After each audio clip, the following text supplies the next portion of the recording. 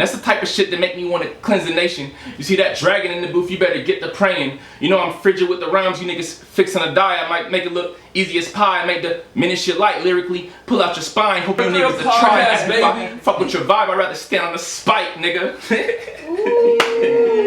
Money well spent, I move just fine, trust me. You're going wild, baby. 3, 2, elect me to be the dope man, serve me, y'all. You can spend your last time, it's worth it, y'all. Up though. Got a last question for you, sir. Before I head out.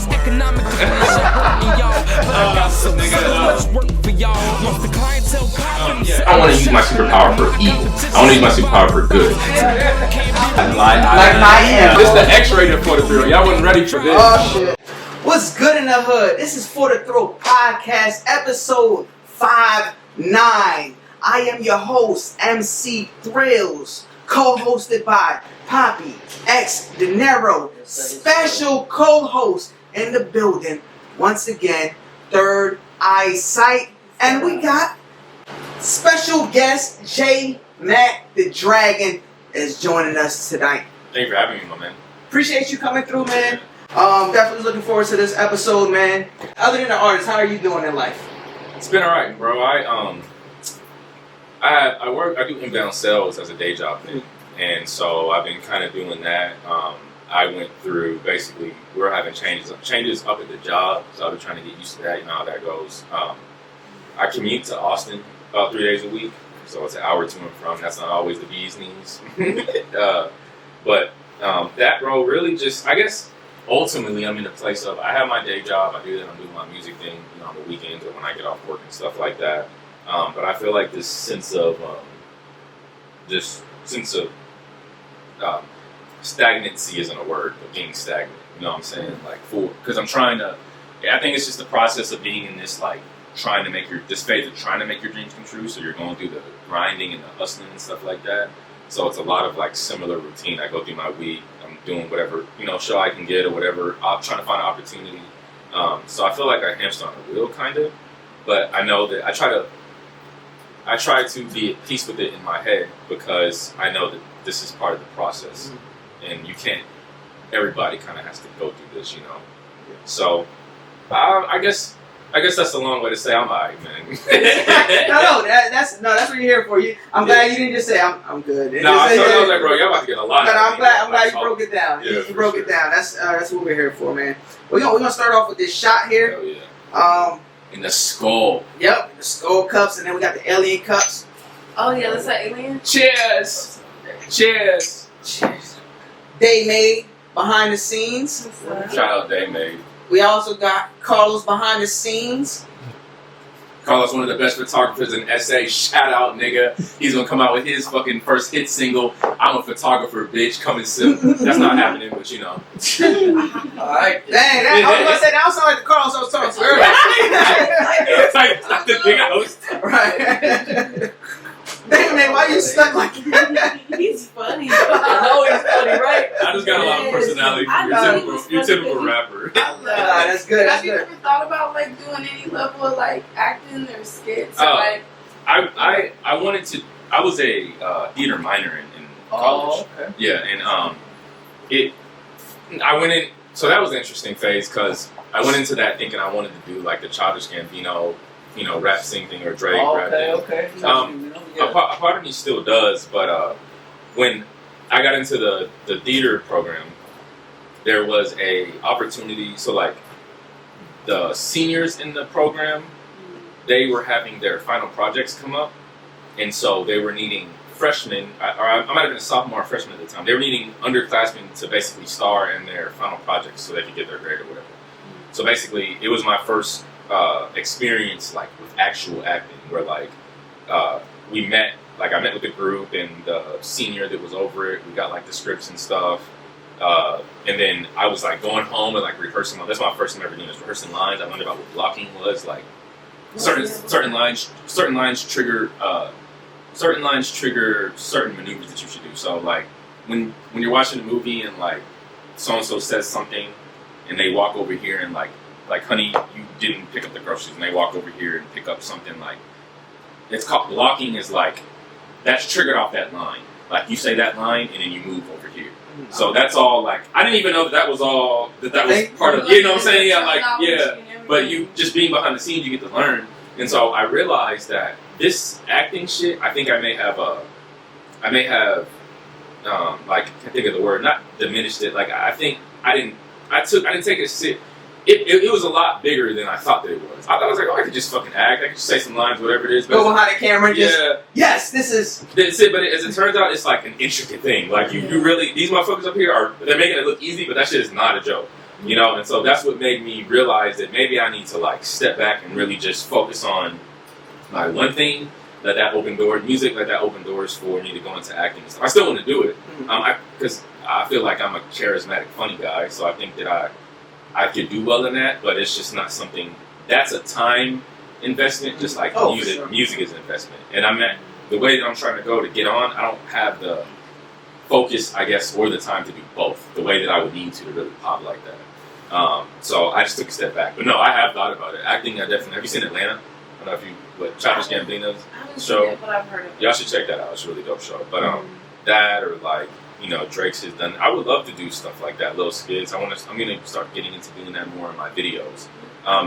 Yeah, like I like how artists do those little. Like Eminem, I guess is an example of how he'll do the real wacky. Because like I'm a really wacky, goofy dude, but I hit the booth and the kill switch engages. You know what I'm saying? Yeah. So I like that.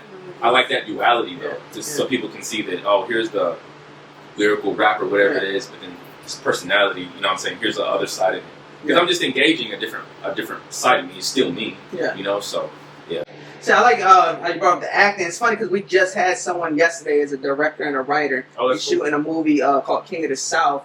Shout out Carmona. He was on yesterday. He was actually in the movie Machete. Oh, that's told. You tell me. Yeah, that's fire. Yeah. That's so, but like, and then you came on talking about the acting, which is cool because it's leaning forward. But when it comes down to you, usually I do do this at the beginning of the podcast, but we got into it. Yeah. I want you to give the people that don't know you, as well as the people that do know you, your fans, my fans, the fans that we don't have yet, give them a piece of who you are. Give them a description, a general breakdown of who you and JMAC the Dragon is. I say who Jordan McFeeters, JMAC the Dragon is. I'd probably say a general breakdown. I'd say, or if I could use describing words, maybe like charismatic, intelligent, thoughtful, introspective, emotionally mature and emotionally intelligent. And my objective with my brand, like you guys saw, you know, as you can see, I have a lot of personality. I oftentimes feel like there is a stigma with being rap artists and being rappers, how we're supposed to be and how we're supposed to act, and I'm very much not that. I don't give off that vibe. It's not really intentional. It's just who I am, you know. I think I'm really into like video games and anime and superheroes and comic books. Goku on the arm is fire. Oh yeah, That's my favorite tattoo, nigga. This the Z arm, bro. Sorry, y'all niggas fucking the Z niggas. We gotta get some B-roll of that later. Yeah. That is so geek culture. Like, I think people feel like if you're a nerd or whatever it is, that you can't be part of this hip hop thing. I used to feel that way in the beginning of my career, and like it was like insecurity because I'm from a white neighborhood. I'm really into those things. I thought that maybe that made me exempt from being part of hip hop and being able to be a rapper and do this, but it doesn't. I learned later in my life that it's about being true to yourself and telling your story. And all my homies that are from the hood or that have hung out with dudes from the hood that I fuck with, like, I've gotten more respect and salute. Niggas fuck with me because I don't act like something I'm not. And I'm always me up front. I don't work out with my chest poked out. I talk my shit in my raps, but it's my art craft and my self-expression. You know, it's not a complete true indication of who I am as a person. And so I want to show people that kids or people that have thought like I did, that had that insecurity, that authenticity is really what matters in your brand. None of the other shit matters. So authenticity is the true thing, that you can really just be yourself and be in the same bracket with some of these people that I guess people consider cool or whatever it is. And you can just be you, bro. That's really what wins people over, is you just be who you are. And that's the mission. So I tell myself to, regardless of how big I get, never lose sight of the mission, because if I was to make it to where I wanted to make, but lost sight of my mission, it will all be for naught. So yeah, I like that you said that. I actually think like now in this era, it is more. You could be more open about stuff like that compared to years ago. As first starting out as hip hop as a rapper, you wouldn't like you'll be shunned for that type of shit. Definitely, you can't bro. be anime and all that shit. And the sensitive era they said was like sensitive era. I don't mean to talk shit, but like that era was brought in. I think people say with like Cole, Drake, Wale, the Big Sean's, you know, because before that, I don't think hip hop was as open with you being like that. You know, right? Yeah, so that's exactly what I mean. Like now, but now 2024, like. Anyone, hip hop accepts everyone and anyone. So that's dope that you said that you're open. Yeah. When it comes down to stuff like that. When it comes down to the music, let's go to the origin story. What made you get into music? Oh man, yeah. So I started so I used to have back when I was a kid, and I lived with my back in my mom's crib for like during high school, middle school, and stuff. We would have I'd have sleepovers, and I'd invite all my homies over. It's funny though because at the time I didn't think anything of it, but like we had like the TV set up on one end, another TV set up on another, and somebody brought their system, so we have our one system here. We running fighting games, other person over there running fighting games, whatever it is. Around like 2 a.m., 3 a.m., we stop everything. We're like Cypher, and like we were fucking. How old were you at this time? I was maybe like early teens, I'd say maybe. And Cypher, and we do like at 2, 3 a.m., pull up I had a computer, time laptop, and I would just go on, I'd find a YouTube beat, and I'd play it, and then we'd go around the room, just like freestyle. It was so trash and terrible. But, as time goes on, I started to get better at it. So we would do that at sleepovers, and then in high school, when school let out, everybody go wait by the bus circle, and then you're waiting for your bus to come. So our friend group, we'd be Cypher, everybody over there, like just kind of freestyling, people jumped in and stuff. So we did that for years, bro. Me not thinking anything of it, like from that to the typical lunch table things, like, and it was a skill that I started to develop unknowingly. You know what I'm saying? Like, because I was like, bro, I'm gonna be a fucking rapper. I'm gonna take this shit seriously. But doing it over and over again, you're just doing it for fun, it helps sharpen that. I took that into college, going to Texas State, and in my sophomore year in Texas State, I came over here in 2012. So I guess what might have been 2013, I was in this organization called Hip Hop Congress at Texas State. Congress. Yeah, they strive to unite. Look at me, because I ended up being on the e-board later on in my life, but the mission statement: strive to unite cultures through the art of hip hop and do community service things and stuff like that. So it was a really dope thing. It was, and that was where the interesting is the understatement, because that was where all the artists mostly were, and like on campus and stuff like that. They would have meetings, talk about, you had your meeting itinerary, but then at the end of the itinerary, they had this thing called Sound Scan, where you could get up and basically display your art to everybody. So I was in there, bro, I was like, damn, these are the motherfuckers that actually do this. Like, these are people like here that are like have written songs, that are rapping. And I guess looking back, I think the feeling that I experienced was maybe inspiration. I don't think I had the words to describe it at that time, what I was feeling. But looking back as a more mature adult, I think what I was feeling was I was inspired seeing all these people get up, and it made me think that, you know what, like, I can do this too. I was still semi-serious, like I can't be a rapper, whatever, at this time. And it became this thing with me where, like, people could see that I could rap, but you have to develop like songwriting and understand song composition and put out bodies of work and put out songs. I wanted this recognition when I was not doing anything but freestyling and rapping. So it created animosity between me and some of the people, members and stuff like in the group or in the organization, because I wanted this respect and I wanted this admiration for work that I wasn't putting in, I guess. This is all in retrospect. Yeah. And so I took that, so it became this thing where I started developing my craft, like working on songs. I was using, my SoundCloud is like heavy. When I blow, people will go back and look at all the shit that was like me trying to figure it out. But I keep it up there because people need to see that. That was really experimentation. But like, cause I was really just learning how to do, you know what I'm saying, and putting songs out and be like, what do you, to just say I love that you do that too, because with your music, like when you doing your thing, like I really feel like it sounds like perfected of your sound. Like, That's you dope. figured I out appreciate your it. sound, and it sounds like the perfected version of it, where it's like at that point it just comes down to preference. This is my type of music that I love to rock with, because what he's doing is like very like it's great. So I love that you keep the journey up there, because I do think people need to see that, because some people are in the phase of trying to figure it out and like where you were in this. Then that's a whole nother tangent I want to go. I'm trying to say but just right quick for that, yes, because I tell artists like or younger artists when they ask me opinions or advice, I tell people not to get caught in the artist perfectionist complex, where you hear artists be like, I just want to make sure that it's ready before I drop it. I'm just not like, that's cool, but like I look at it like when you're learning to play basketball and stuff like that, or learning anything, you can not do it and prevent it as much as you want, but there becomes a point where you have to just get in the field, and you're gonna suck for a little while, and people will see that, but that's part of you growing. So I tell people that put that song out, because there reaches a point, like a ceiling, to where you can perfect that song at this time of your current level. Like where you're at now, it reaches the point where this is the most you can do. From there, you have to put it out, get the feedback, so that you can learn how to increase the level. You know what I'm saying? So that's a good point, because a lot of rappers are like scared all the time.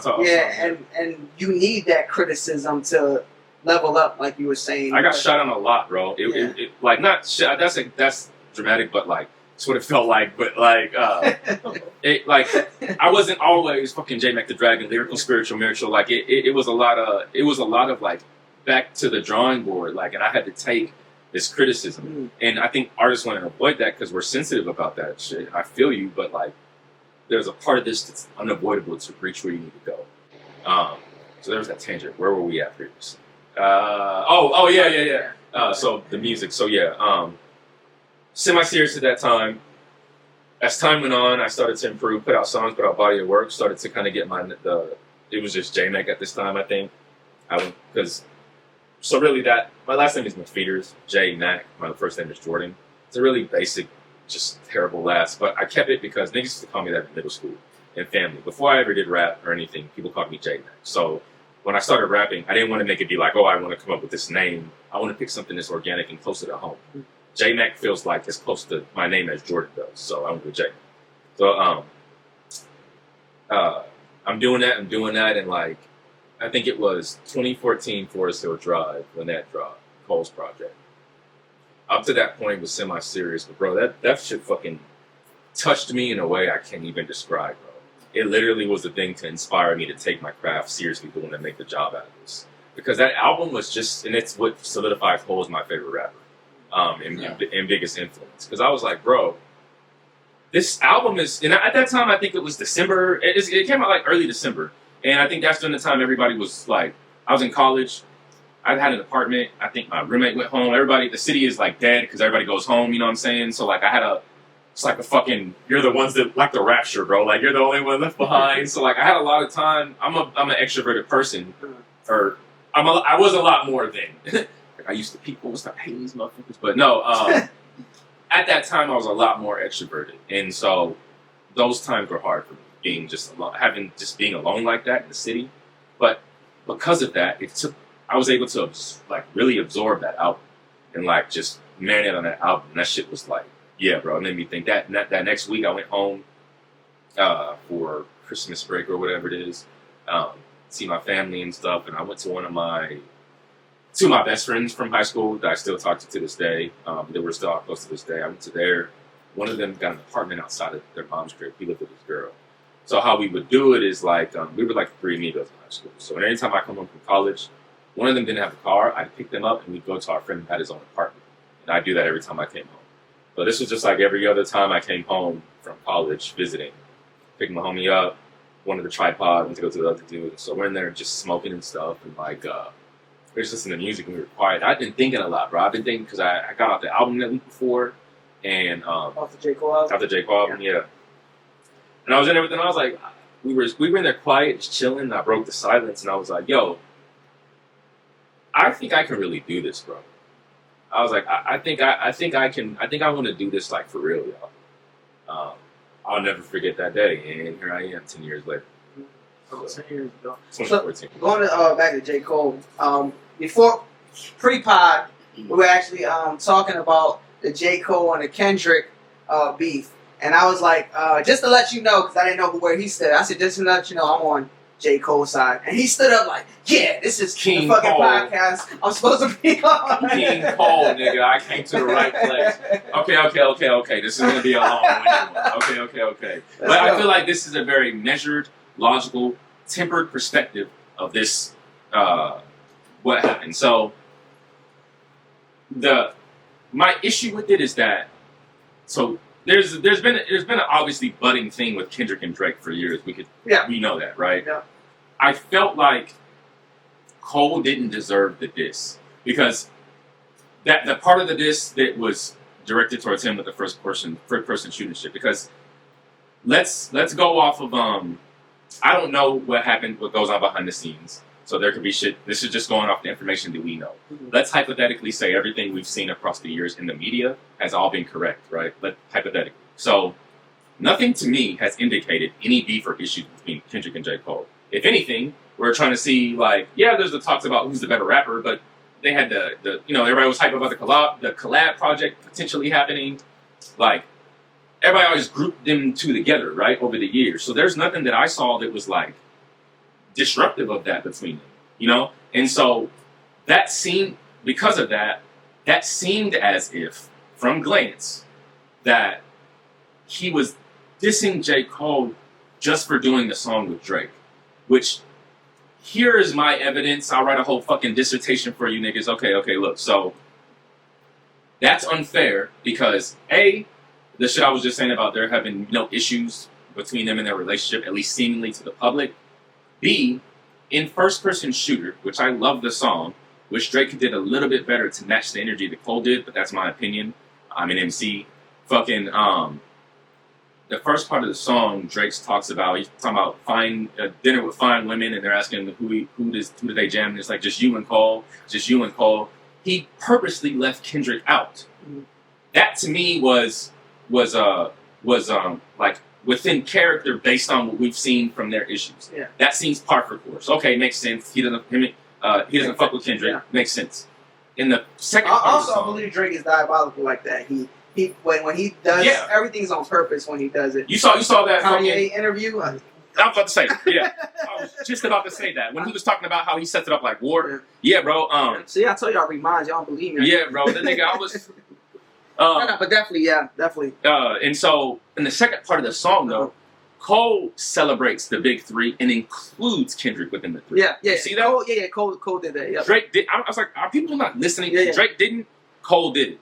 He goes on to say he's Muhammad Ali, but that's, as a lyricist myself and understanding hip hop, we talk shit. Rappers, and it's what we do, especially when you're supposed to. I think you're supposed to. Yeah, when you're more, especially from where you're from, that more what it was born from, the New York gritty, underground. When you're a rapper and you're along the traditional rap lines. Yeah. You gonna tell me that you performed that song we was talking about? There was some beef. Huh? The JMAC song, remember we was talking about? Oh, I thought that's what we was talking about. Because just not throwing off topic, but when she was on the podcast, she said there was a song. What was the name of the song? Netflix. Okay, oh yeah, that one. So she said she want to perform it because she didn't want to rub the wrong shoulders, right? Yeah, basically. Yeah, you were talking shit. Is that why? Yeah. I mean, not even necessarily, but sometimes people are hurt from the truth. So it's I just don't want to hurt nobody, but that's life. Yeah. And this is me maybe coming from the J. Cole camp and just from the Griselda. I'm a big Griselda fan. The traditional hip hop artist camp. That school of thought is that the edginess and the truthfulness, even too much so, people get taken aback by it. It's what they like from this hip hop. It's part of the art craft.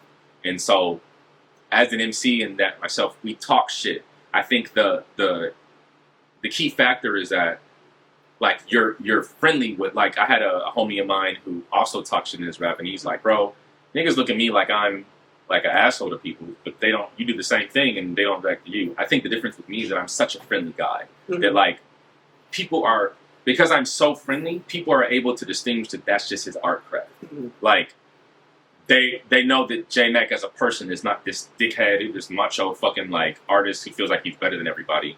Even though in my music I feel like I'm better than everybody. You know what I'm saying? Like it's I think that duality is what helps I've developed these relationships, because otherwise I don't think niggas would fuck with me. You know what I'm saying? And they just knew you for your music alone. Yeah, you know what I'm saying? That makes sense. Yeah. It's a tough balance. I Yeah. feel like that's something that I feel like I struggle with in my music a little bit, to where like my last drop, I was like just kind of speaking about it in music form, because just like you said, like sometimes I feel the pressure of like, I gotta accommodate personality wise to let people know it's cool, it's just my craft. So like, I love that you said that. That's even like a learning thing for me as well. Sometimes you just and this is, and I'm saying it from a place of me learning myself in that, like I'm in this place at 10 years of my craft. I just turned 30.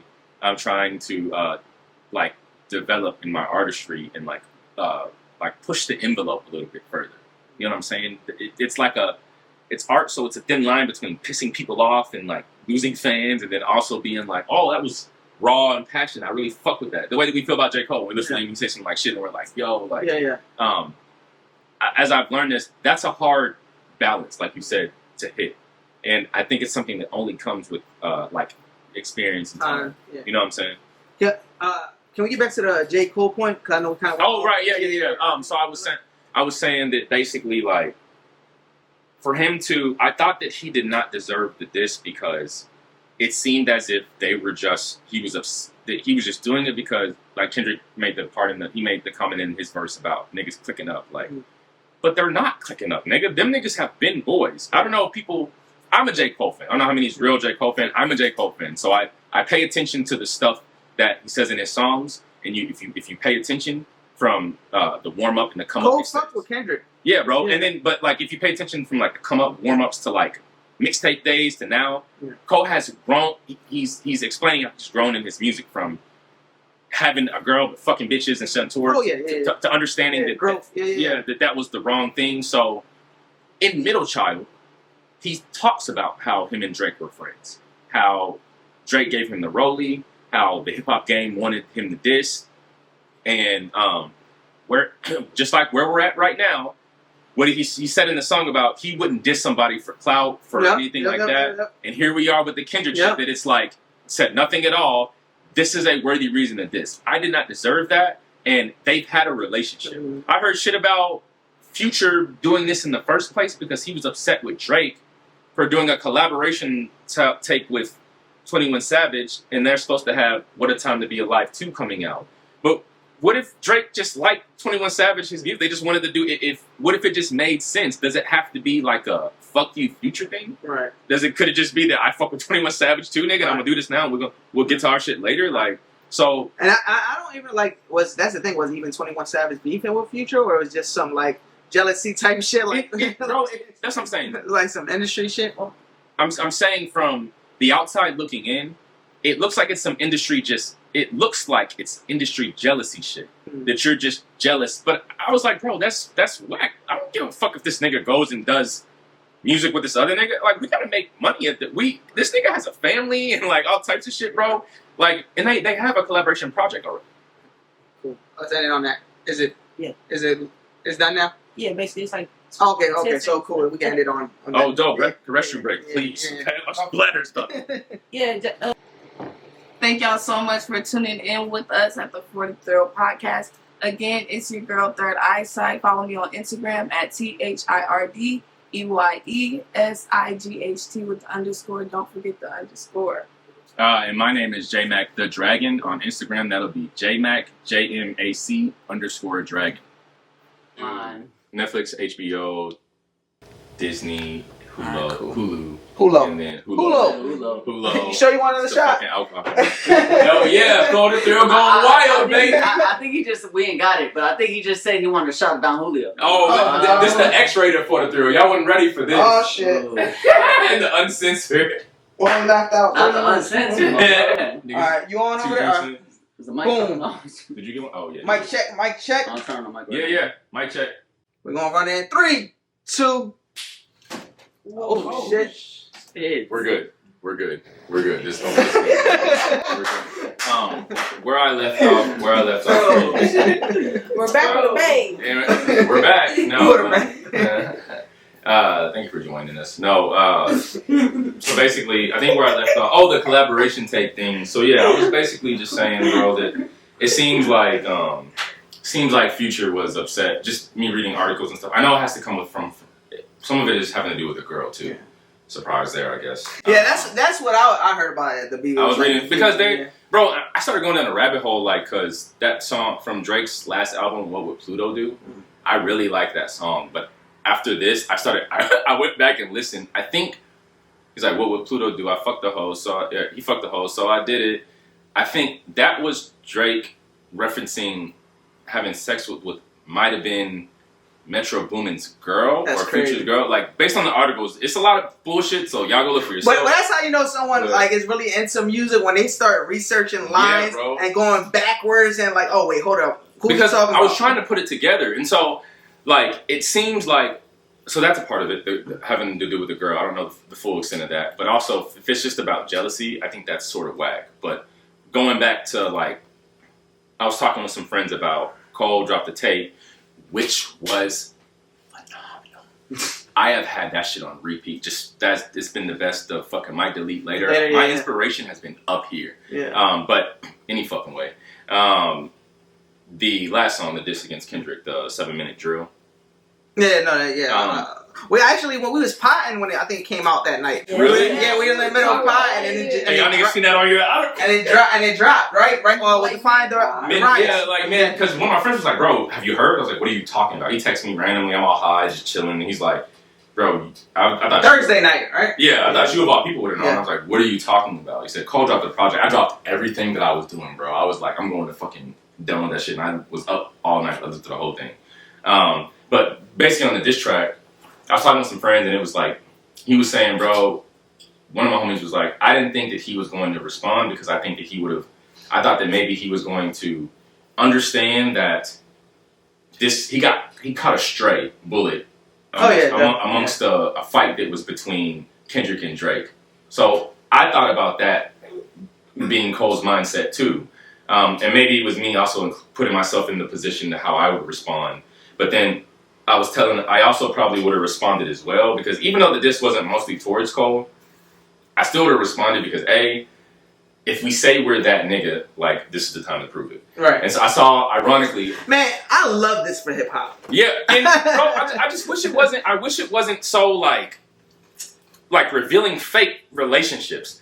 If it was just Drake and Kendrick, I've known these niggas don't like each other. So I'm good with that. But like, I didn't know that Kendrick and J. Cole had beef or whatever the fuck is going on. Like, and so like, I think that what is fuck that. Reveal all that shit. I want to see all of that. But I want to see the truth. I want to see what was going on. No, it's important to see so that we can dispel some of this fake industry. Now we can know, all right, who was bullshit. But is this a revelation then? Is what we're seeing then that Kendrick and Cole really aren't cool like that? So all the shit that we've seen over is that all fake? Is that what this means? Or how about if they got together, they really fuck with each other behind doors, and let's blow this industry up. Somebody, I keep seeing niggas say that, bro. I would be so disappointed. I've seen people say like, "What? I bet they're all laughing behind."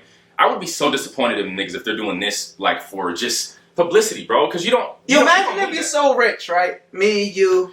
Third Eye Side, we all accidentally we all rapping and shit, and then we blow up. And we like, damn, hip hop getting boring. But that's what's gonna make you more money? What's gonna make you more money? If we're the top three, we're them guys. We here, we sit on the top of the mountain, and people want that real hip hop. And I'll be like, yo, De Niro, I want you to throw a diss at me. I bet you they gonna go crazy. Fuck it, I'm gonna drop an album right after that. Might delete later. We like, matter of fact, let's drop the big three before this. Let's literally strategize this situation. Logically, for the business move in industry, yeah, I can't argue with that. Not saying that's what it is, but I'm saying hypothetically speaking, I think that would be like if. But I feel like that's using your superpower for evil, bro. because and I say that because I make that joke that complex level joke because like our being celebrities, that is a superpower. Like the way that they get, like, you know what I'm saying, and so. I would say that like I don't want to use my superpower for evil. I want to use my superpower for good. Like Cole was saying in the diss, he made this line about like I got here through bars, not controversy. Mm-hmm. Why does that have? I don't want it to be derived from controversy. Mm-hmm. That would be my only thing. Is that I just wish that it was from a place of like. I don't know, bro. Just not niggas dissing each other, bro. I wish it would have been from a place, something that jumpstart hip hop that wasn't that, and not revealing like niggas switching sides or something like that. Because what would have sent me over the edge, I was telling my homeboy, and I feel like it's a thought process that Cole had, is that I'd have woke up that morning, his text blowing up, you know, the internet going crazy and stuff like that, from a nigga that I was cool with that I didn't even deserve. Yeah. That's what would have fucking made me be like, yeah, bro, I'm probably gonna fucking check something back, bro. Because like. When I had a conversation with my other rap friends, like my homies that have their own brands, but like we're cool. Yeah. Niggas was laughing at me because I was like, bro, I'm not playing these internet games with niggas. I'm gonna if I have your phone number, I'm going to call you first and be like, what the fuck was that about? Yeah. And I need to. And they were like, that nigga JMAC gonna call you, all laughing. I was like, yeah, bro, because if it's the nigga I'm supposed to have been cool with, I take shit like that like a declaration of war because I do this too. Yeah. So I take that as a declaration of war. So I need to. Us to have an intelligent, mature conversation to see if is this a redefining of our relationship? Is this what it is now? Because is this what we got to do? We got to do, or can something be talked about? I'm not gonna fucking do this back and forth with niggas and tweet and shit, bro. And also, since I did say I love this shit, but I also don't want it to get to the point the Biggie Tupac start. I don't want it to takes off wax. Yeah, when it goes too crazy, bro. I don't want to go there. I want it to be good for hip hop. Boom, squash it, keep it moving. And that's the thing. At this point, I feel like it's always like because I'm from the suburbs, bro. But I know well enough from my homies, from hip hop, real beef niggas is dying. And because I'm not about that life. I'm not big like if we keep it on wax, that's cool. But I'm not really just up to beef with no niggas. At this point, J. Cole's from the Ville. You know about the like even if anything from his music, you know that's not a very fucking happy-go-lucky place. Kendrick's from fucking Compton, so it's not like both the niggas. Cole was talking shit in the track about both. They could have henchmen if they wanted, bro. It could really go south. And this is the most I heard J. Cole like come off talking about like knowing who is direct. Me too. Directed at. You've never seen that. Yeah, I never seen that. So that kind of could be like, damn, J. Cole is showing a different side. I don't know where this could go. I don't know if he's going to ride the bike around no more. Bro, that's what I'm saying, bro. We don't know where this could go because these niggas that ride with Kendrick not playing either. Yeah. We're getting a lot deep into J. Cole. This is. Oh, yeah. But I want to get more back to JMAC, the Dragon. But we can still continue what we're talking about. He said, let's take the shot. So, wait. Before you take this shot, because the last one we haven't toast, we usually toast to something. I'm going to let you toast to what this shot we're taking for. We can toast to long and healthy careers for everybody in the room. Okay, I like that. Long, healthy, successful careers. And whatever it is you do, ladies and gents, just remember you are somebody. It's good. So with that being said, JMAC the Dragon, have you been in any beefs as far as hip hop musical? I know in one of your songs you said something about going to local shows. Oh yeah. That's right. Yeah. I know. Let's talk about it. I know that line. Yeah, no, not any beefs. Especially after this situation with the Cole, Kendrick, and Drake. I tell myself that, bro, local shit, that's not worth it. Like if a nigga have there's something really along the lines. But with that specifically, I have this idea of so creatives, artists, whatever it is, can be a little bit weird. It's this, you know. Do you remember that exact line? Just to give them some clarity on Into the Dragon. Into the Dragon. I made a local show showing love. Something exactly like they don't see me. That line, yep. Yeah. So creatives are weird, and as I started doing this and popping out of shows and chopping it up, politicking, you know, that we have to do, especially rappers and what we do. There's a lot of ego. There's a lot of clout. Some niggas won't interact with you because of that. Or there's a lot of weirdness where you like niggas act like they don't. You go to a show. Like I'm the type of person that if I see you and I know you, I'm always gonna dap you up and say what's up. Yeah. But at least if I remember, even if I don't know your name, if I remember your face, because I know that we're all not good with names and good with faces. But you've met a nigga a couple times. Like you know what I'm saying. I don't believe with some of this shit. So like me, I can remember, if anything, the face of it even. So I think that it's weird sometimes when I go to these shows and like dudes that I've talked to or had conversations with that have seen me, that have heard my name or know me in the community, don't say anything unless spoken to. And they know you know. They know me. Like I realize that that's how it can be amongst artists and amongst rappers. So I go out of my way to go up, shake hands. I'm a friendly guy. Mm-hmm. I don't mind talking with niggas. Yeah. I just don't like that about what we do. Now, is that more towards like, because as you mentioned, you're more suburban area. Is it more towards like the quote unquote gangster rappers, or is it just rappers in general? I'd say rappers in general. And there's no like names that come to mind. It's just kind of like being at these shows, it's just weird, bro. Like, I don't know, when you reach people, some of us feel like you have to keep this mystique about you. It's not cool to just like be friendly amongst the rap. It's a lot of stigma and a lot of things, like social constructive things I feel like that go into that make us be like this. And so I think it's just rappers in general, artists in general, that it's just kind of weird. Like, we're all stars, we're all bigger than each other, like, but we can't all feel that way, bro. You know what I'm saying? Like, so, I think it's a little weird that acknowledge. That's why I grind so hard, because sometimes the acknowledgement has to be taken forcibly in the sense that, like, you just have to keep doing your thing and make people recognize you, make people look. Because there are people that I go to shows that didn't notice me before, but then I start to see, do things and notice you then. Mm-hmm. That's the unfortunate thing with what we do, I think. That's just how it goes, I guess. Gotcha. Do you think that someone felt that way about you at one of these shows? Maybe someone that maybe you did see him before and you. I've never been asked that before. It's a good question.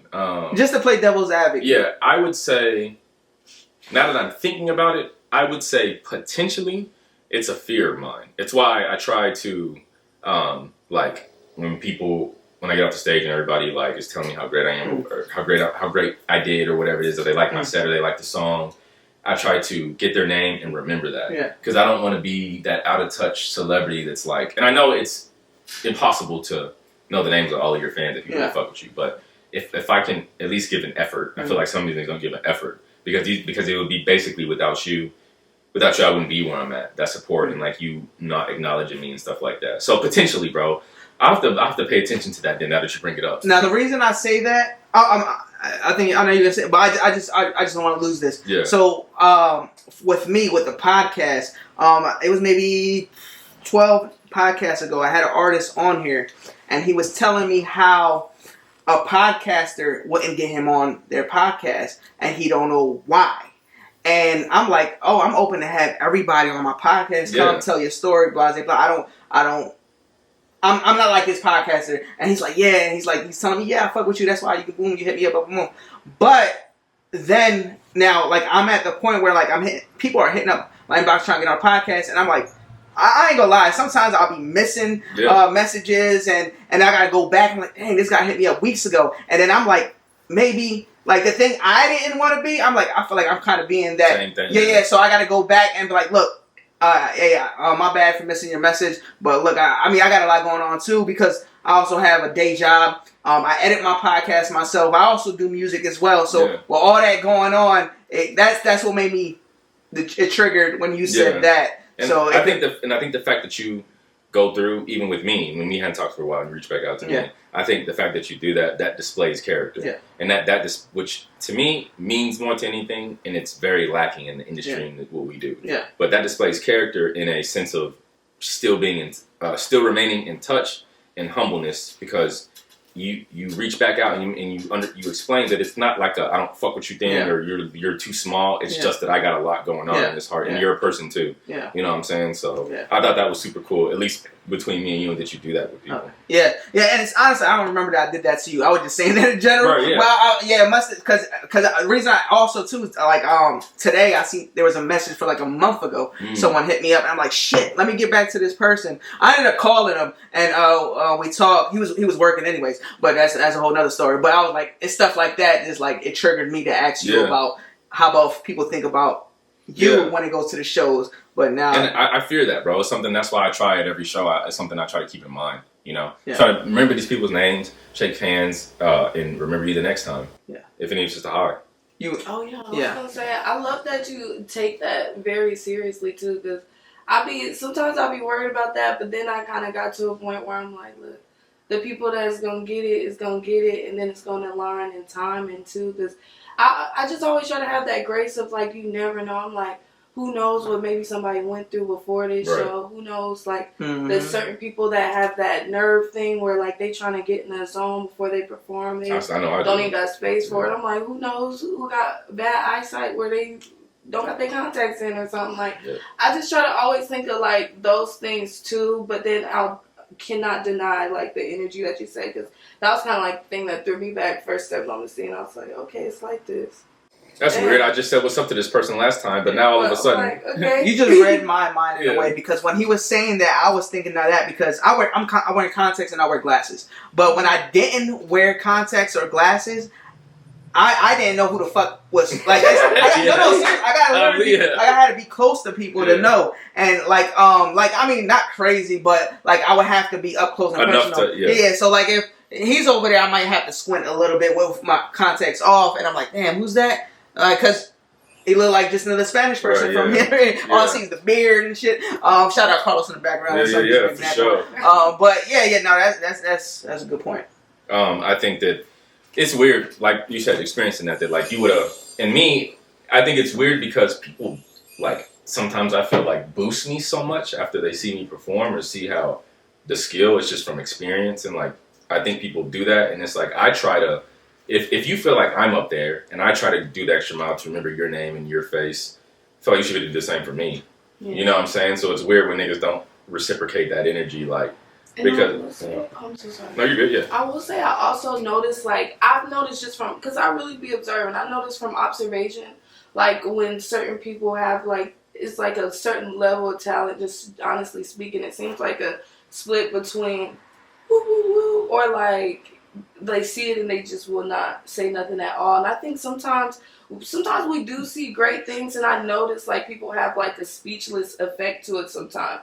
So sometimes people are soaking it in as well. So I don't know. I haven't thought about that perspective. I just always try my best to really have grace. So you never know, because it took me a minute at first. Like sometimes I'm like, I killed this show. Why? Like really nobody got nothing to say. Been there, yeah. But sometimes it's like. They really see it, and it's just like, wow. I don't feel like I'm that good though for niggas to be speechless. I don't know. Maybe I'm down. You do your thing. Well, see, even to another point when it comes to that, I like some rappers might be so introverted that like they don't know how to even approach. That's true. You know, like there's some people that are like just like that. They're just. Yeah, I know some. Yeah. Right, so they might just like.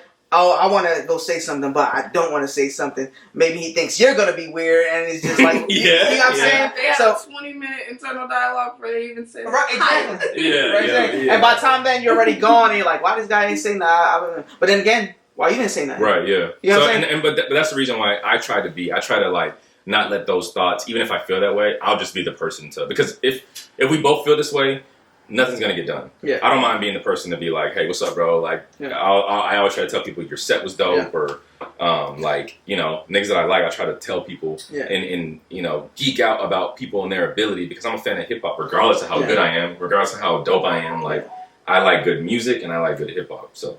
And that's what I really love about extroverted energy. Period. For the fact that I feel like I resonate with both. Like, I feel like a lot of introverts.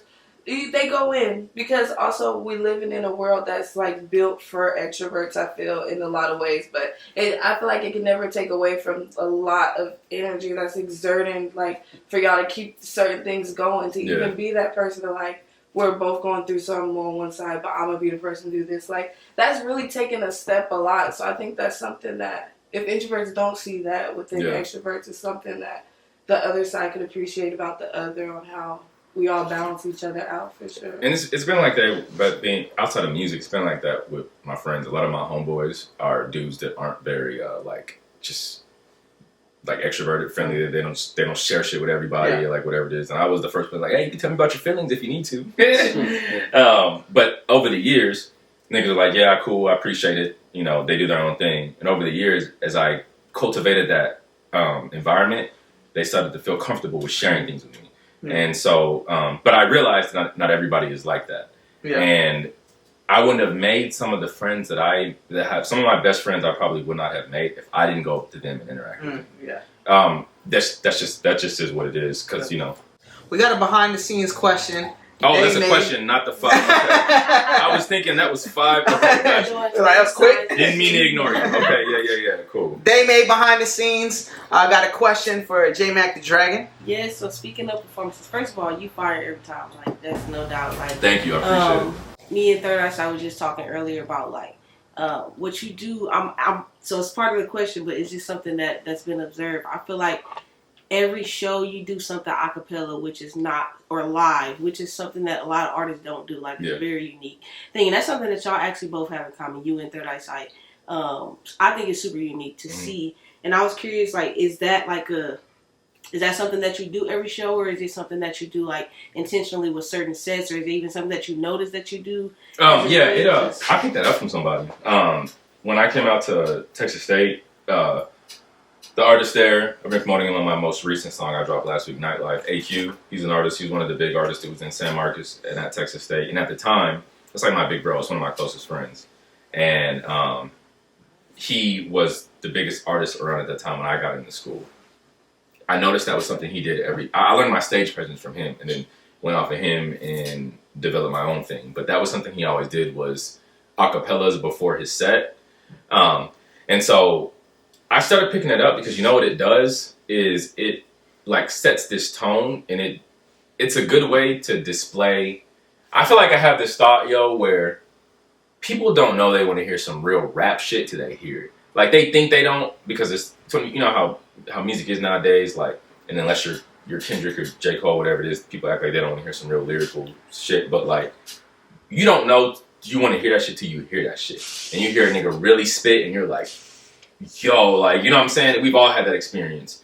That's why I got into doing it before my sets, because it can display lyrical ability and set this tone and develop this aura for the rest of my set.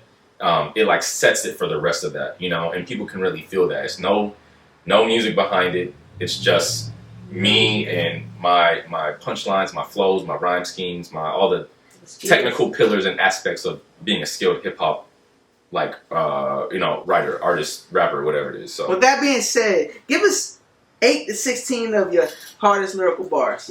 Hell yeah, we faded. I've been sipping on this potion. Every line I jot is loaded, stopping all the locomotion. More explosion, more commotion, pin distributing shells. Punchlines in the follow, bitch, I'm ringing your bell. You know that nigga nothing short of Kal-El. So it's safe to say, bring everything you got. A rapper's taking this L. You couldn't wear this cape. You don't have the courage. I'm just trying to flourish. Nuclear, my verses scorching earth. I keep my fire burning. And social media so fake it's flagrant. You see, these niggas not real, more like a simulation. And that's the type of shit that make me want to cleanse the nation. You see that dragon in the booth, you better get the praying. You know I'm frigid with the rhymes, you niggas fixing to die. I might make it look easy as pie. Make the minute shit light lyrically. Pull out your spine, hope you niggas will try. Ask if I fuck with your vibe, I'd rather stand on the spike, nigga. I like how you didn't hesitate. That's why I like the fucking I'm prepared. No hesitation. Oh. I love the confidence. Where's the confidence come from? Like, I've never had anything I've really been good at like that in my life. I didn't do sports. My family's really big into sports. My uncle used to play for the New England Patriots, and so my family is a sports fan, but I wasn't into that. I just went over my. And so I didn't really have anything that like I was like really good at. And then I found out that I was the creative kid, and then I found out like in that period I was telling you earlier where I was going through, trying to get that respect and like building my craft. Yeah. I had my head down, and then I look up. Okay, that was the 5-minute one, right? Yes. Okay, cool, we're good. Just making sure. And so. Don't worry, more editing. But it's okay. My bad. I'm sorry. That didn't happen. Hey, it's for the thrill. There's nobody over there. I was talking to myself. Let's go. Creatives were a little weird, but no. Basically, I had my head down, bro, when I was doing that grinding earlier on when I was early in college, and then I looked up and it was like I was locally famous. People knew JMAC the Dragon or whatever it is. It seemed like it happened without me even noticing it. Then people started noticing, calling me by my stage name on campus and like recognizing me. And so I was like after a while, I was like, this damn. is high school, college. This is college. Just when I started, yeah. And like, I was like, damn, niggas, I'm getting good at it. I was like I'm getting good at this. People are recognizing me and shit. Like, so it's just one of those things where like this is my thing. So I grabbed onto it and I was like, I'm about to take this to like the next. If I can't do anything, if Jordan JMAC the Dragon can't do anything else, I can rap my ass off, bro. I know that.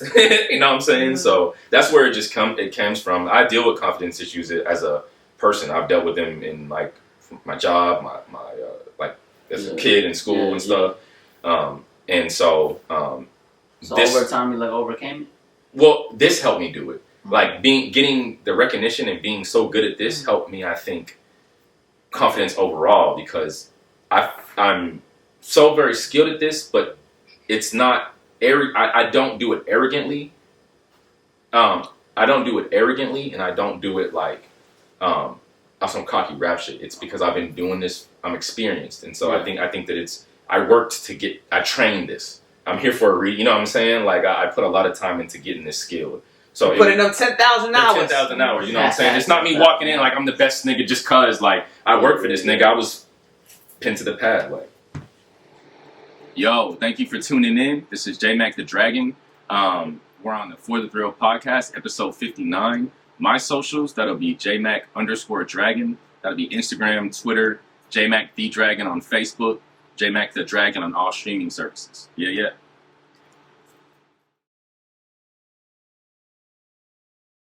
Definitely interesting as far as, the whole J. Cole and everything like that. Yeah. You talking about you being from the suburbs and, mentioning how people can't be, you're saying how people can't, not compete against each other. Like, why do we always got to fight? Things like that, right?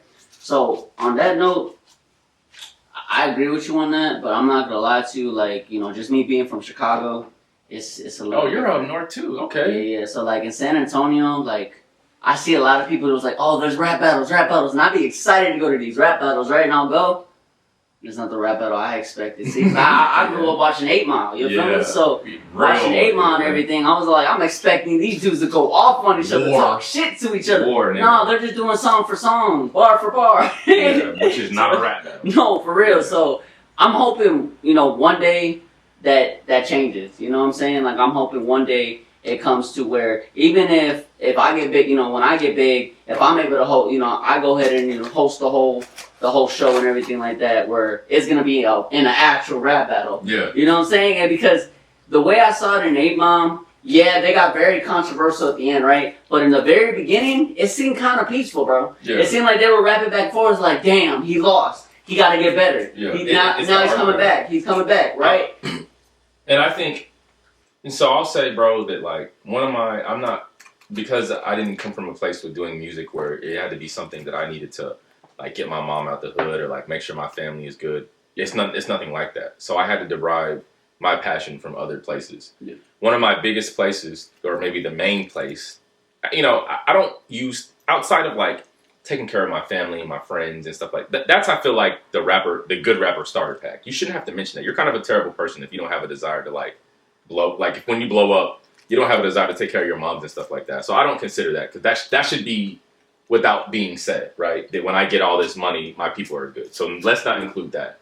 So outside of that, my main passion that I derive it from is competition. I think that it's important to have healthy competition, because I wasn't into sports, but this was my sport. And so there's a way to, if you guys approach it healthily and without having to slander each other, there's a way to that competition, going bar for bar, or even in the context. I'm too sensitive for rap battles, but I tell niggas that them niggas are warriors. Like you shouldn't underestimate that, because their ability to go in and do that with each other and then get off the stage and shake hands is unparalleled, bro. Niggas not about to talk about my mom. I talk about me and my career, and then we get off the stage and shake hands, bro. No, fact. So I'm not a battle rapper. Bar for bar is more so my take, so maybe more so what you were describing. But yes, that was not a real battle, because a real rap battle is what we king of the dot. You know what I'm saying? Like all that, like so. Bar for bar though. Arsenal Surf. Say again? Arsenal Surf. Oh yeah, Arsenal Surf. Oh, Arsenal is disrespectful as hell. I'm a fucking what's his name? Freddie, not Charlie Clips. Okay. I like Charlie Clips. I like Chess. I like DNA's kind of dope. just me picking up some of my favorites, like watching rap battles. Sometimes I'll watch King of the Dot, but because that's top tier lyricism. But I'll go bar for bar is more so my lane. I think stuff like that is okay because I think rappers get to this. We got to this point where everybody's want to hold hands and shit like that. Maybe that's what Kendrick felt. I wish he would have went about it a different way. But I feel the vibe of that. We can be cool and stuff and be friends and meet each other. But like on the court and the songs, I'm trying to outdo you. I expect that from my peers to do that. It's never any mini. I look at it like Goku. That's my favorite fictional character. I guess it's changed as an adult, but as a kid, Dragon Ball Z had me in a stupid chokehold, still to this day. So everybody kind of familiar with Dragon Ball Z a little bit, right? Oh, Goku has this. I was a kid, man. He always desires to be better than himself, to be stronger and fight the strongest opponent, but it's never done out of malice. So the competition that he does to prove that he's better than you, it's never because fuck you or a hater. It's just that I can be better than you and we can be friends. You know what I'm saying? Like, I look at it like, when we play video games like on Street Fighter and Tekken, we get on there, like, I'm trying to beat your ass, nigga. Like, we get off the sticks and we're still cool. It's not like I'm gonna be like, oh, fuck you, nigga. Like, you know what I'm saying? We might be pissed off whatever you lose, but, like, we should be able to get on there, do that, compete, win, and then it be done. Like, so I think that that's healthy for hip-hop. I think that's healthy for people to do, to be able to compete with each other and have it not be any malice that we're pushing each other, because my healthy competitive relationships with my artist homies has helped me get to the point where I'm at now. You know what I'm saying? Yeah. To not get outdone on a song or like be like, damn. Even if we're not collaborating, like I'll hear one of my niggas will drop a project and I'll go support and listen to the project and I'll leave that shit being like, what the fuck? I gotta step my shit up. Like, and then so the next time it's like, I'm here, nigga. Like, so I think that that's good for hip hop. Some artists, at least in the local scene, are a little weird about that. Yeah. It's a good thing, like that perspective too. I feel like it exactly what you're saying, and I think that's the thing that for me I do appreciate about the Kendrick part, as far as like that. Agreed. With his like control, with him doing control, he's kind of like a control energy to hip hop in a way of maybe. There's been some times where he shake the table where it do something like that, but if it's getting like that far where people is just taking it that much, then it's like, okay, I see. But we are in more sensitive times too. It's shifting. Right, music, comedy, so many like industries have to make that shift of tiptoeing at this point where it's like, I wish people did see it from the perspective of like, just it's a sport, like push the pin, and I think that's what makes me, when I listen to an artist like you, when you're doing your thing, I love it. Like, if anything, that's the type of artist that when I get done listening, it's like I might be inspired to write or something. Fucking, I want to go spit some write some raps, bro. Like, the show I showed you, I thought your set was really dope. You was really spitting some shit, and I remember thinking to myself, I gotta go up there and rap, nigga. Like, because these motherfuckers, even the females, third eyesight, even the females are coming up here fucking coming out, spitting. But San Antonio, bro, I used to hear things about how it's toxic within the community, the creative community. Where are you originally from? I'm originally from Dallas, but coming over to like Austin. Oh shit! 3 false. Yeah. Irving. I was born and raised in Irving. My mom moved to Dallas though since I've been in college. So when I go home, I go to Dallas. But I started hearing things about how toxic San Antonio was in the creative community and how like niggas are whack. And then I started coming here and interacting. First off, it's like phenomenally supportive people, and the talent, yo. I feel like I'm at a level, right? But seeing some of the niggas I've seen here has made me be like, bro, like there's still. I love that feeling though. Like there's still further place to go. You know what I'm saying? Like you've reached this point, JMAC, like where you're dope. Niggas see you're dope.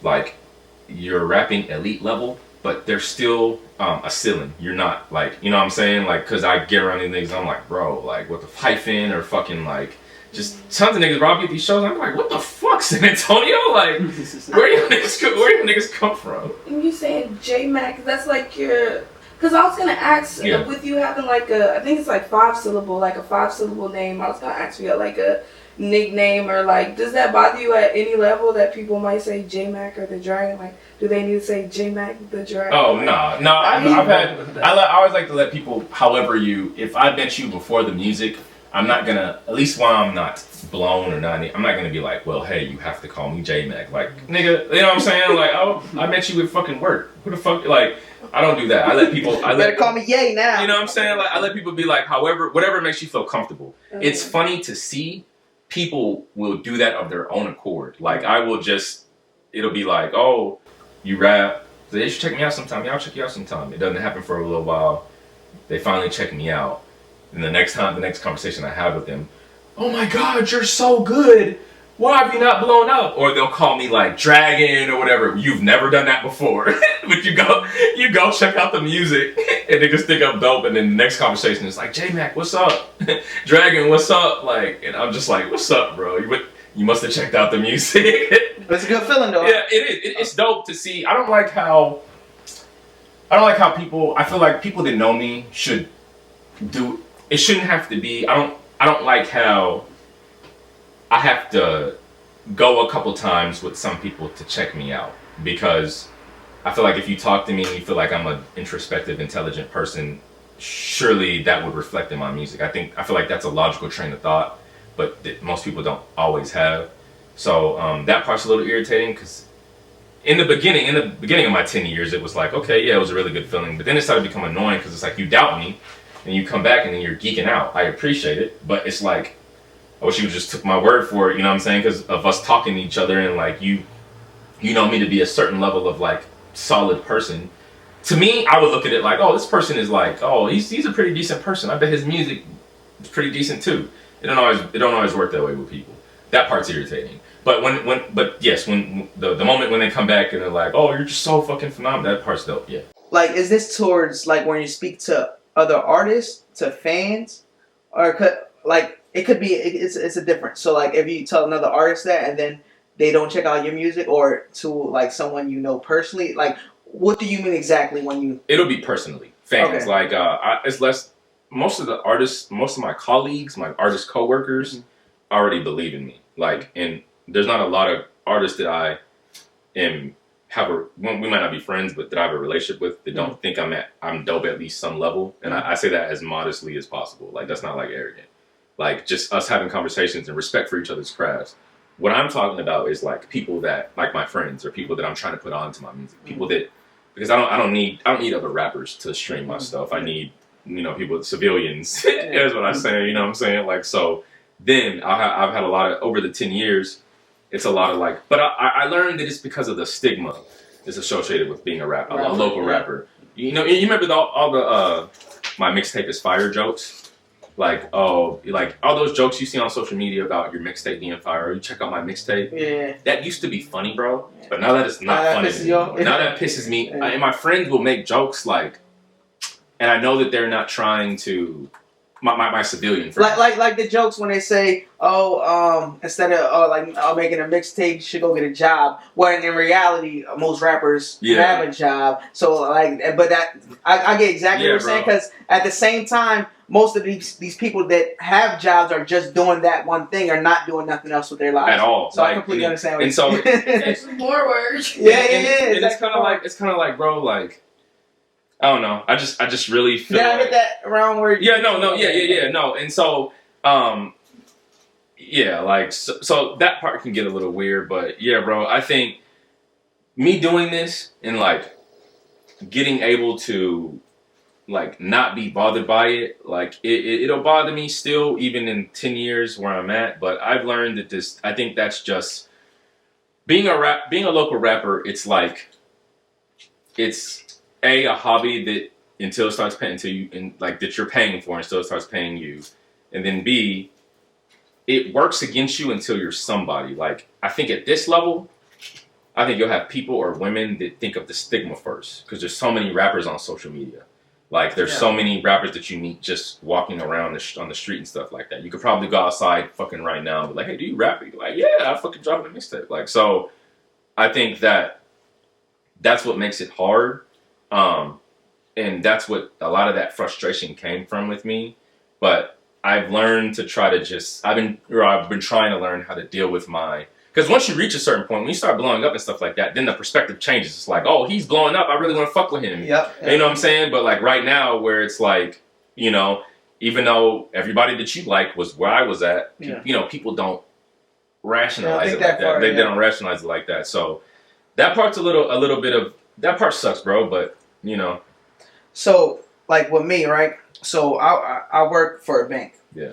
If I tell people I work for a bank, they're always like, "Oh man, that's good." Like I feel like they think higher of me. But then when I start saying I also do the podcast, then you get and make music and do this, and I start Then you adding get the they're fucking- like, "Oh man, you like start losing eye yeah, contact. it's like, Yeah, damn. yeah. So why is just the banking better than all of it together? Like we're all humans, but we're all multifaceted. Like we all can do more than one thing. Just because I'm chasing more than you are, which I'm pretty sure I'm doing more than you do in a daily basis. And like, okay, you could be sitting on your ass watching TV all day. Yeah. All my time I used to edit my podcast, work on my podcast, connect, network, Perfecting a craft. You know what I'm saying? Also, why are they more excited about you working at a bank than fucking rapping and working for doing the next podcasts? man? Yeah, bro. Like so that this thing, like I said, it's like our. But creatives see it though. Creatives the creatives I meet, they're like, oh, yeah. The people that do what I do or do it in some type of creative form, they see it. But as far as like, I would say what would you say? The civilian, bro. It's like, bro, because I don't need my fellow brothers in arms, my fellow creatives to believe in me. We already believe in each other. That's what we're, you know what I'm saying? Like, that's the thing I'm trying to figure out. Like, how do we get, because it's a solidarity where like you're with each other, like in combination, like with my, all the artists that I fuck with, shout out San Antonio, to Austin, to like Dallas, like how do we figure out how to not, we don't need each other to do it. Like, the support is important, but we don't need each other to be each other's biggest fans. We need the civilians, the niggas that don't do anything, because that's where the money comes from. Like, you know what I'm saying? So it's a difficult thing. It goes against me until you start blowing up, and then all of a sudden, women and people, whatever, They love you. Yeah, they want to be down with you. Yeah. So I'm dealing with that. I'm dealing with it being. I started to think about it even on dating apps, bro. In my dating apps, I used to have like performance pictures and stuff. I thought you was gonna say my dating app following me. That's hilarious. Maybe I should share some bad woman in San Antonio, but no. Follow me on Tinder. Make sure you swipe right. Swipe right. This Jordan McFeeders is my government. No. On my dating, I took all my performance pictures off and I put them all regular pictures because I feel like girls are going through and looking at me and he's a rapper, like, and there's automatically something that comes in your head. Yeah, I can see that. Yeah. You know what I'm saying? I was like, damn, this is me just thinking about like over time, and I was like, I wonder if this shit is working against me right now, as opposed to like, I know that when I reach a certain point, it won't work against me, but I think right now where nobody knows me, I think people are thinking something about me before even talking to me. It's back to the cliche, the stigma and everything you were saying earlier. So I can see where you would have that trouble because they're gonna be like, oh, he's just another rapper. Just another rapper, bro. And no matter how good you are, it doesn't. And some people won't even make it that far to see that you're even better than that, bro. Yeah. I just started becoming aware of that to like, I've been doing it for 10 years, so like maybe like 5 years plus, like when you're past the like honeymoon phase of your music, like, oh,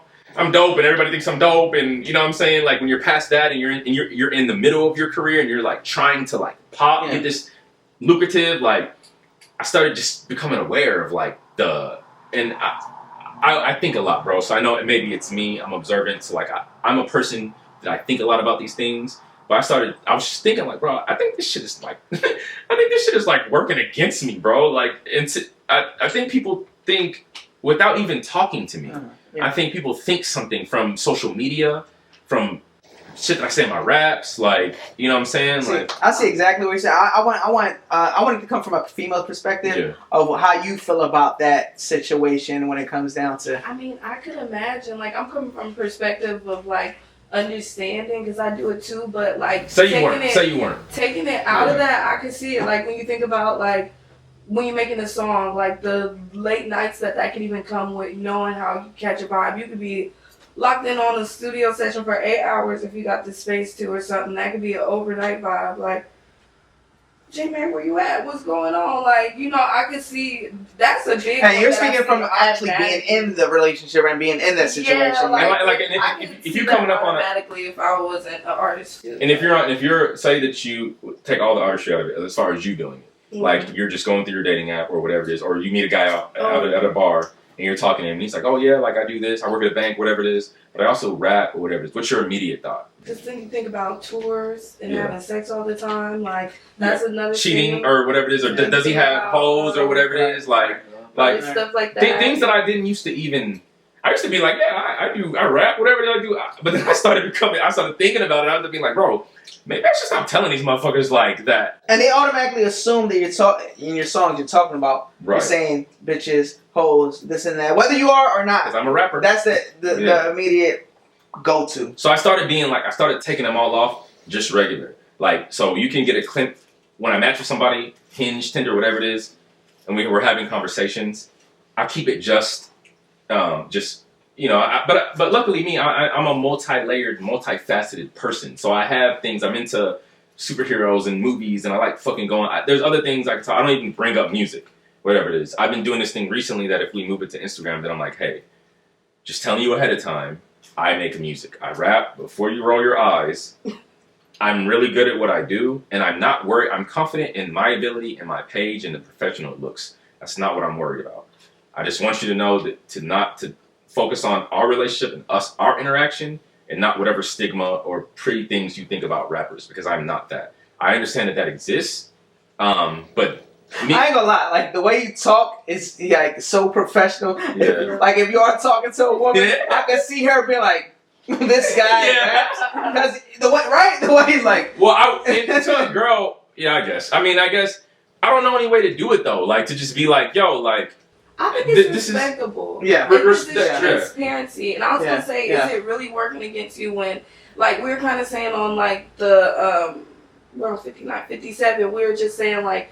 It's like dang near might as well be single or really be with somebody that understands. Because then if you're like putting out what you actually do, like it's like you're running to the right person that does understand. Because there is people that can handle that where it's civilians that you can tell off top. They're like, oh my gosh, that's so cool that you do music. Just like the ones that can make you kind of feel the part that is annoying too. Where it's like, no, like I feel like that transparency is good. I feel like that'd be a lot of things that be missing sometimes where what we be trying to say. Agreed. You know? And that's why I started doing it. I think that that's why I try to lead with that, just so that you know that hey, focus on my heart and who I am as a person. That's another part of me and a big part of me.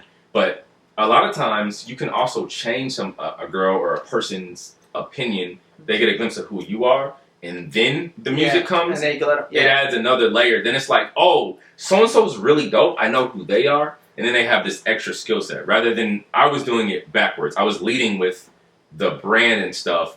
But unless I'm blowing up or the most hottest thing. You're promoting yourself on Tinder. Yeah, or just, I thought it was cool to be like, yeah, I do music. I had all these rap pictures. They're high quality. They're professional looking. So I'm thinking, yeah, girls will like this shit. But I think that would be great to a woman that's into that. Right. And so, but I also think it also has to do with what are you looking for and what are they looking for? Because if you're looking for like a serious relationships, definitely offer it. I would say be transparent, say the music blah blah blah, because then she knows what she's getting into. Yeah. But if you're looking for something casual, it doesn't really matter. Y'all looking for something casual, she probably don't care that much about that. Just like you, because y'all don't plan on, you know. And, but then if it gets to that point, then you're like, look, this is what I do. You have that conversation, and I guess with me, like I'm also not typical rapper, and I don't need to go around. But this is me. Like Jordan, I've never been a person to go around fucking a bunch of girls, bro. Also, and so now I'm 30. Like it's like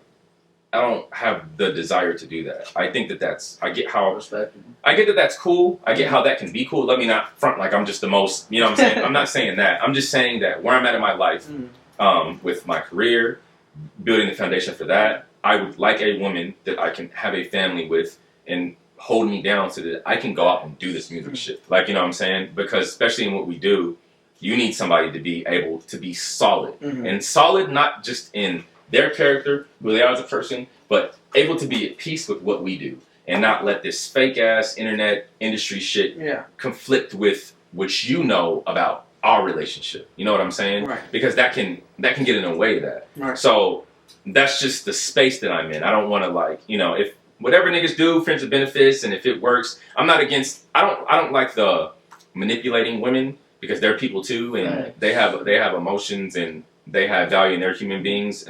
But I think that we should treat men or women. You should have respect and decency for your fellow human being, regardless of dating. Like, you know what I'm saying? That doesn't matter. But I think that with women, like, it's important to be that, like, to have those conversations and stuff like that, and to be able to have that type of, like, you know, lost my train of thought for a little bit there. Just basically to bring it back to basically the no manipulation into, like, where was I at previously? I lost it. Well, I mean, I guess we were on the point.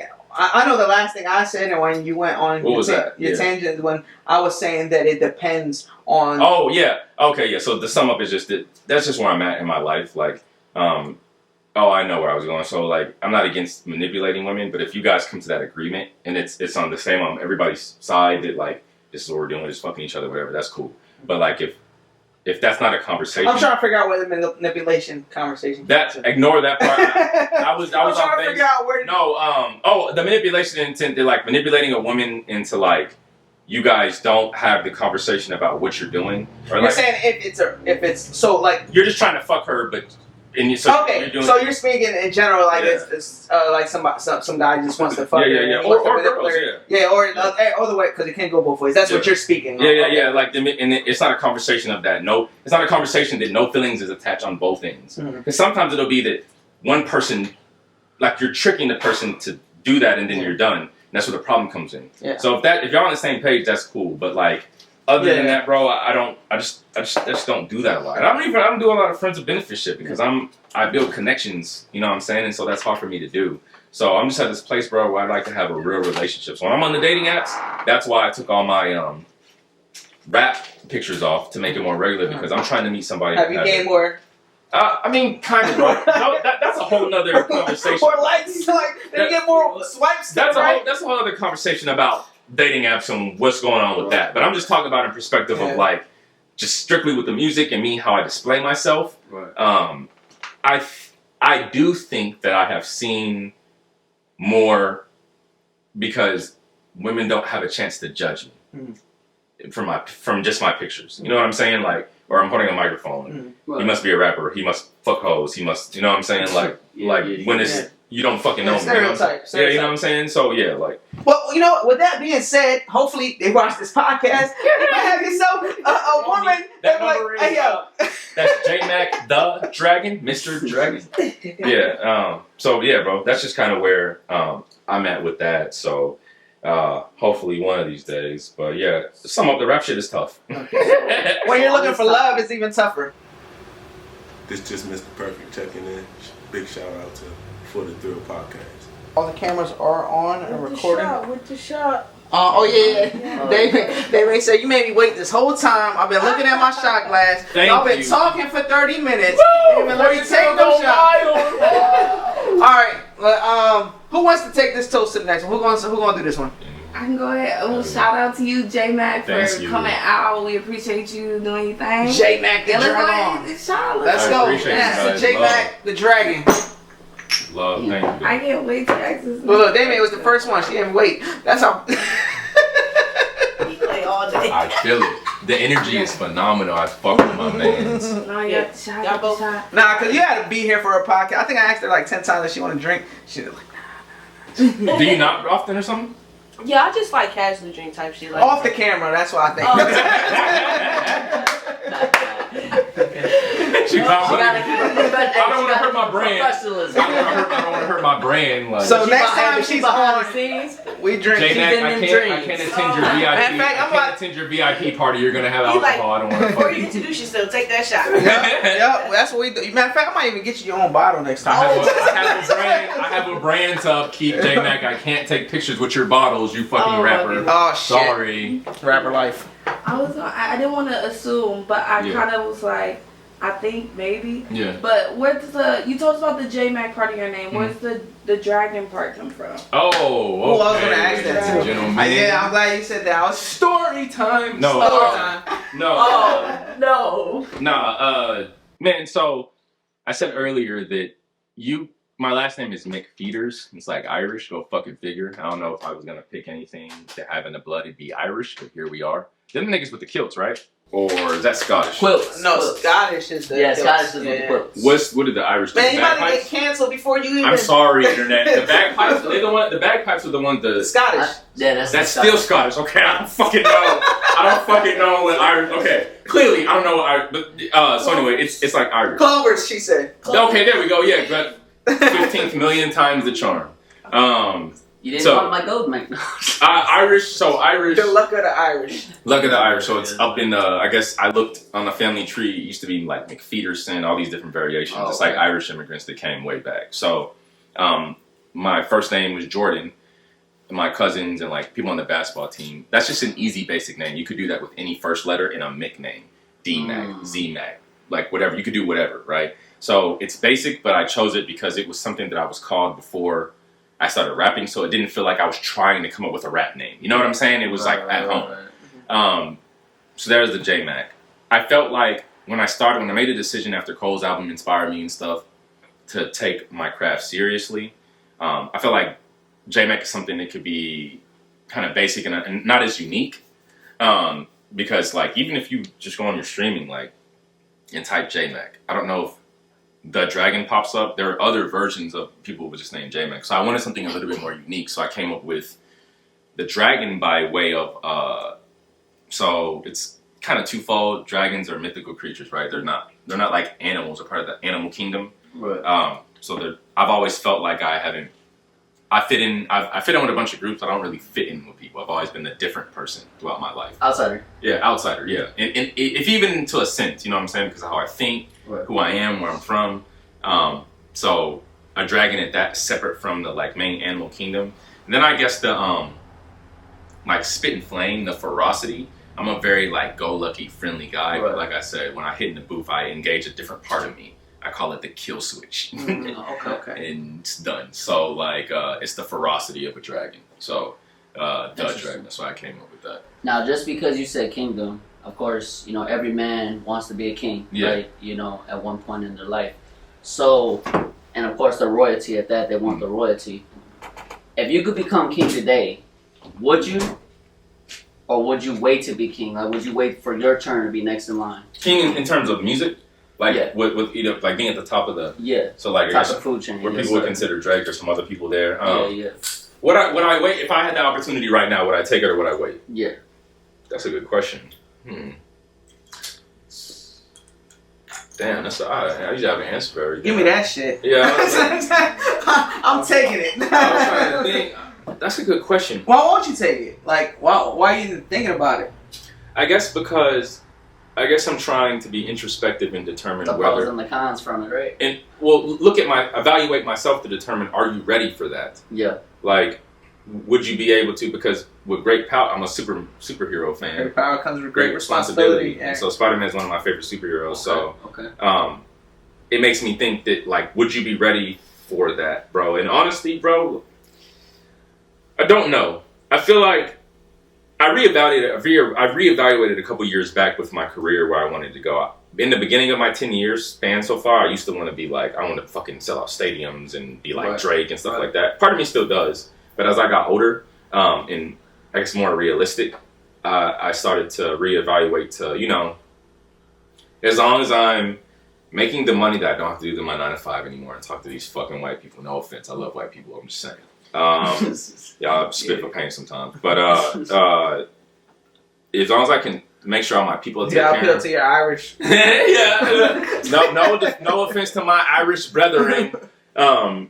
That like, as long as I can take care of my people, nobody around me has to want for everything. Not take advantage of me, but like if you have to hit me up because you need something, all of my niggas, my family are good, and I can move comfortably about the state and around everything, do as I please. I would be okay with capping as long as I have that. I think the way I put it is you always shoot for the stars, but I would be okay if my career capped at the level of, like, I don't know if you guys are familiar. We're from Chicago, McJenkins. They're the Mick Jenkins, Westside Boogie. Okay. Some of these niggas that are like, you know about them, they're big, but they're not like Drake, Cole. Personally, bro, I'd be at peace with that. Like, niggas are making their money. They're selling out shows. They have their Tech Nine. Tech Nine, that's a good one too.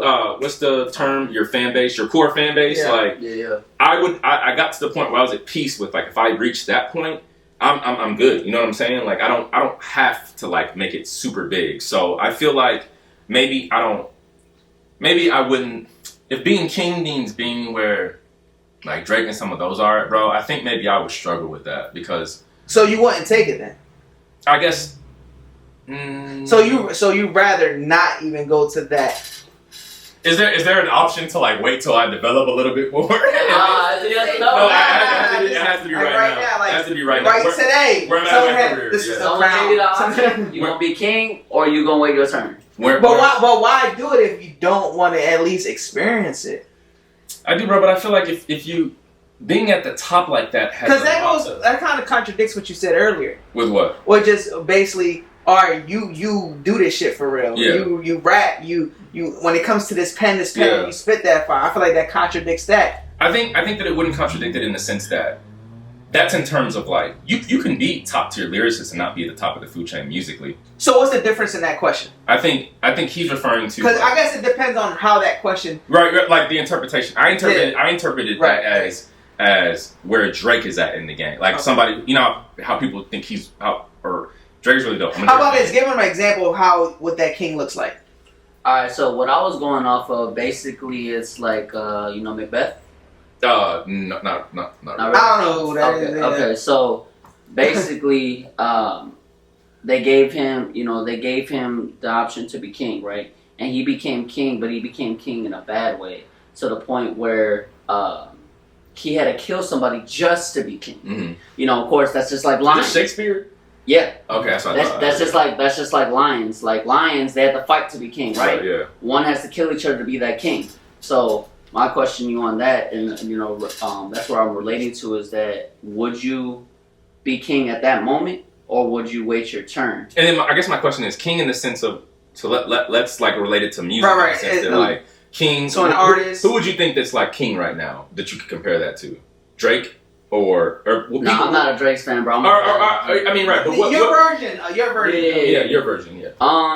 Or what people think. Because you're asking the question. So yeah. Who's the king in your eyes? So I said the king in my eyes would be. That's a good question, man. Hold on. We got a lot of good questions. We flipped it on him.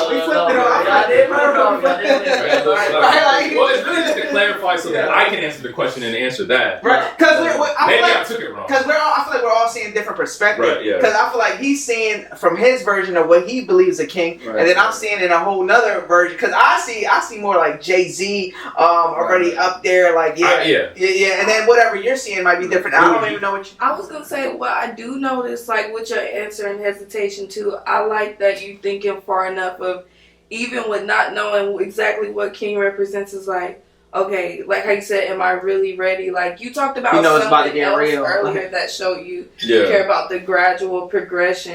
Like, I think that's a smart way to approach it, because, I mean, could we really handle, whatever that is today versus, like, each year, like how you said, you got the experience throughout the years, which is why at this point it comes out like this. Is like, it takes time to even be ready to be in that position. Exactly. You know what I'm saying? And then to expand off that, to, like, if, like, king, the way that I look at it, like, like she was saying, am I ready for that? Like, the gradual build to, like, being, because I could get there, bro, and not use it. Some people feel like they're ready for that fame and all that stuff, because I'm assuming that with that would come the fame, the glory, the all eyes on you. That's what I'm seeing. That's why I looked at it like the way that... No, I'm seeing it like you get everything. Like the way that people feel about Jay-Z, or the way people feel about Drake. You're number one on billboards right now.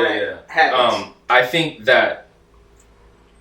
And so I was saying that I think that right now, I'm unsure. I had a friend ask me a couple of years ago, one of my barbers, he said, if you were to blow up today, this was before, I wasn't even as developed as I was now, but I had a friend ask me, like, if you were to blow up today, if you were to get it all, would you be good? And at the time, I told him yes, right? And keep in mind, I know on this side where I'm at now, I wasn't near as developed as a musician in my artistry as I am right now.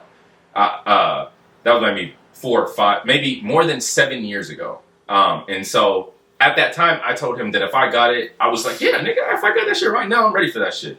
As a more mature person, my answer has changed. Like in that, and as I've experienced. Well, so that's the thing. He's not asking if you're ready for it. He's asking if you will take it. Well, I think that I take it or wait your turn. I think maybe I would wait my turn because I don't know if I'm ready for it yet. I want all that and I want to get there, but who I am as a person, like me evaluating my own, like aside from music, my insecurities, vulnerabilities, my personality defects as a human being, and then like things that I personally feel that I lack at musically, I don't know if I'm ready for that at this point, at this stage in my career. I think if I continue to, I think if you give it a couple more years, I think where I'm at now is a really good place. So I think if I continue on this same track for the next few years, I would have a different response to that. Like, you know what I'm saying? That was a great question.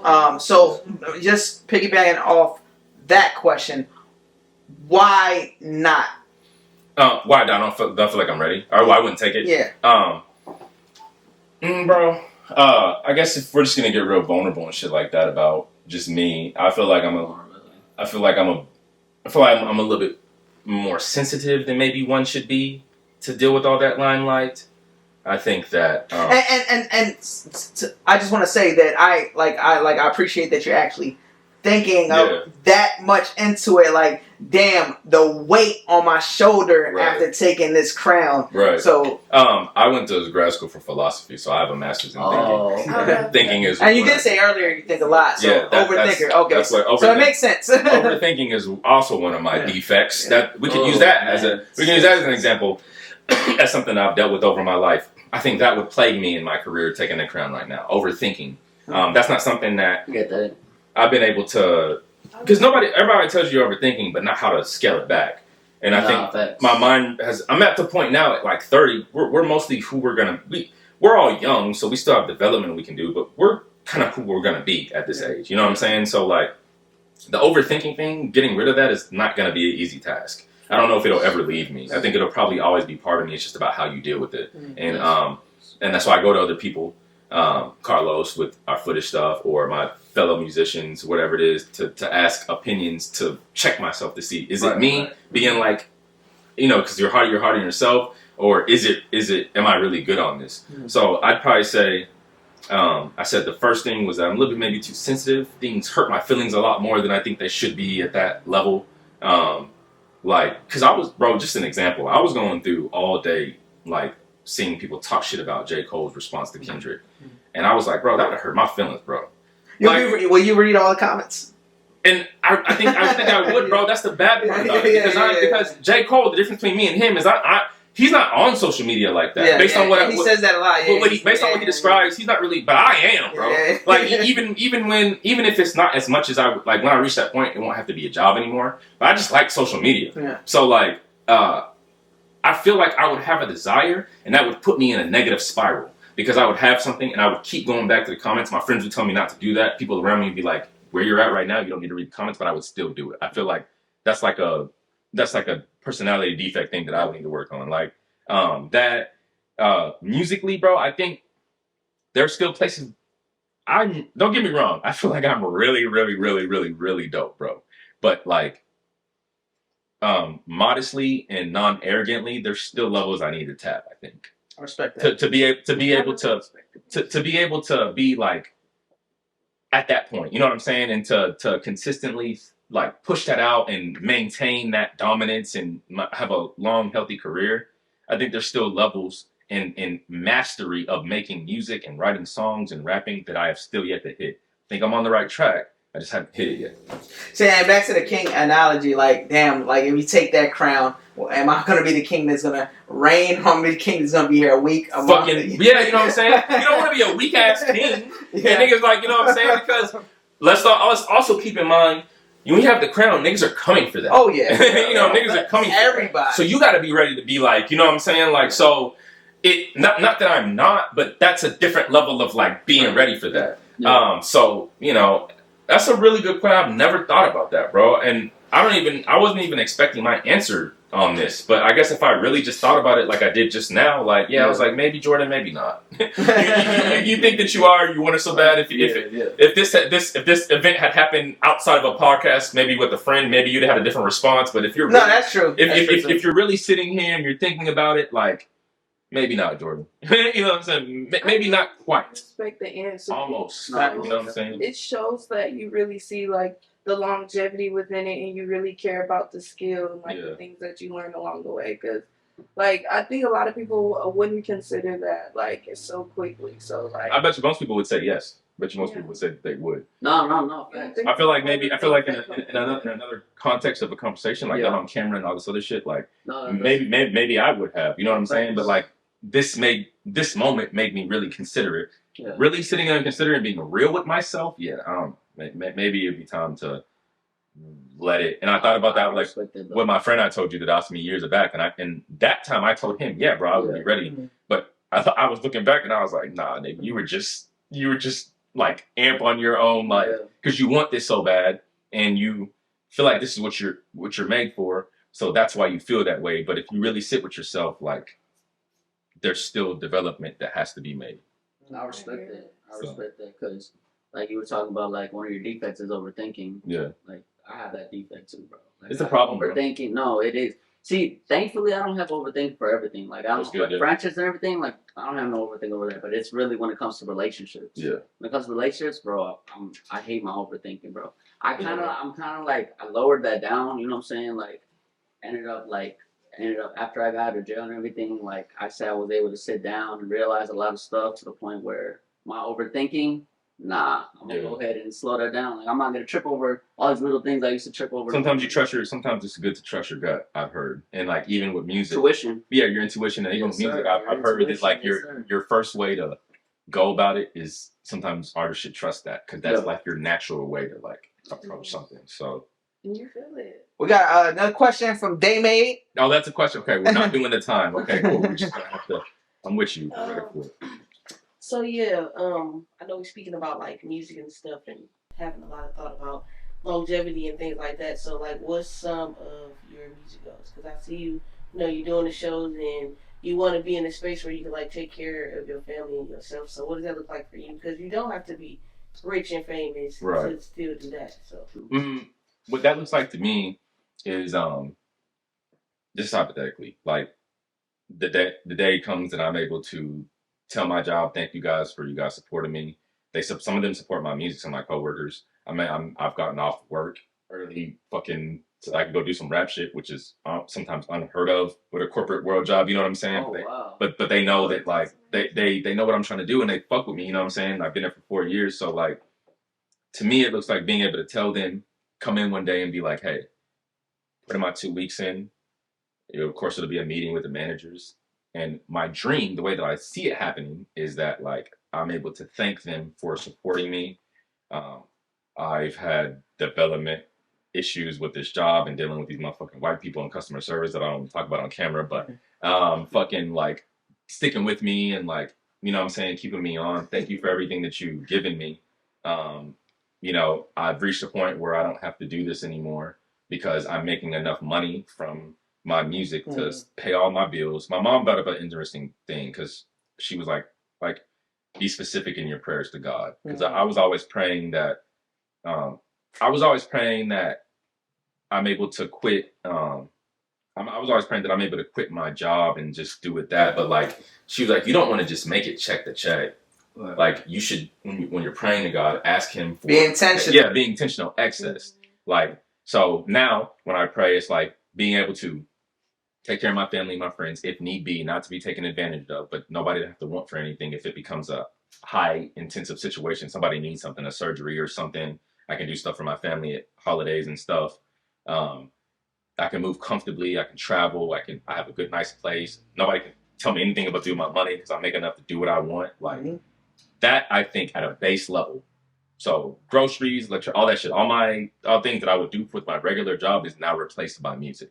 So my 8 hours, instead of going to work, answering phones, whatever it is. My 8 hours is dedicated to brand deals, working on my craft, doing drill. I watched. I don't know if you guys remember me back to a Cole fan back when the album, the project before this was what? Not KOD. It was fucking fuck. What's the name of that? We got phones, man. Yeah, I was like, one of us. Fuck. I need a Jamie behind the scenes. Jamie, look that up. Off season. All season. Yeah, There you go. Damn, So yeah, the whole vibe of that was like, you know, sports, like that documentary that he Cole And the dropped next before. one's supposed to be what? The fall off. The fall off. Yeah. So the documentary that he dropped before the fall off, before off season, Yeah. and he was. I watched that whole thing. I always usually do for J. Cole. So, but he was saying that he would get up and he would do drills. Mm-hmm. Like he would write, and I was like, bro, like yes, like because you should. Your 8 hours, even though you're not doing the job, it should be dedicated to what we do. So I already have a plan. I get up, fucking work on some music, work on some drills, fucking reach out to accounts, like work a communication, do business deals. I'll give myself a lunch break, a 1 hour lunch break. I'll go take a break, come back to the studio or come back, whatever it is, do that. That's what that looks like to me. It has replaced my main job in the sense that all my living expenses to take care of, and I have access to live. Just as if like you get your paycheck and you pay all your bills and you have a little extra, but instead it's just music. That's what that looks like to me. So you were mentioning like you were saying how, you know, putting like your actual, like as far as work, like putting the music, putting the 8 hours in and things like that. So, I'm glad you brought that up because like sometimes I don't be having, cause me being in college too, college and work, bro, I'm stressing myself out as it is, you know. But and on top of that, I at first I was not getting that much sleep. Thank you to my best friend, you know, in the back over Shout there. outs. She over there definitely got me back on my, you know, on a better sleep schedule. But reason why I bring it up is because like I do like, you know, like I like to freestyle and everything like that. So I'm not supposed to, but like at my job, like I work at a warehouse. Not gonna say where at because I just said Sure. you know, but Good move. But so I'll be on there or whatever, and like, okay, you know, work the load just stopped for a little bit, so I'm over here like, and I'm like rapping in my voice memo, right? Because at first I was writing it down, but then when I go back to it, I'm like, damn, this shit sounded good, but now the way I'm saying it's not coming out. They're like, the delivery just sounds different. So now I'm starting to like record voice memos while I'm at work and just I'm like, yo.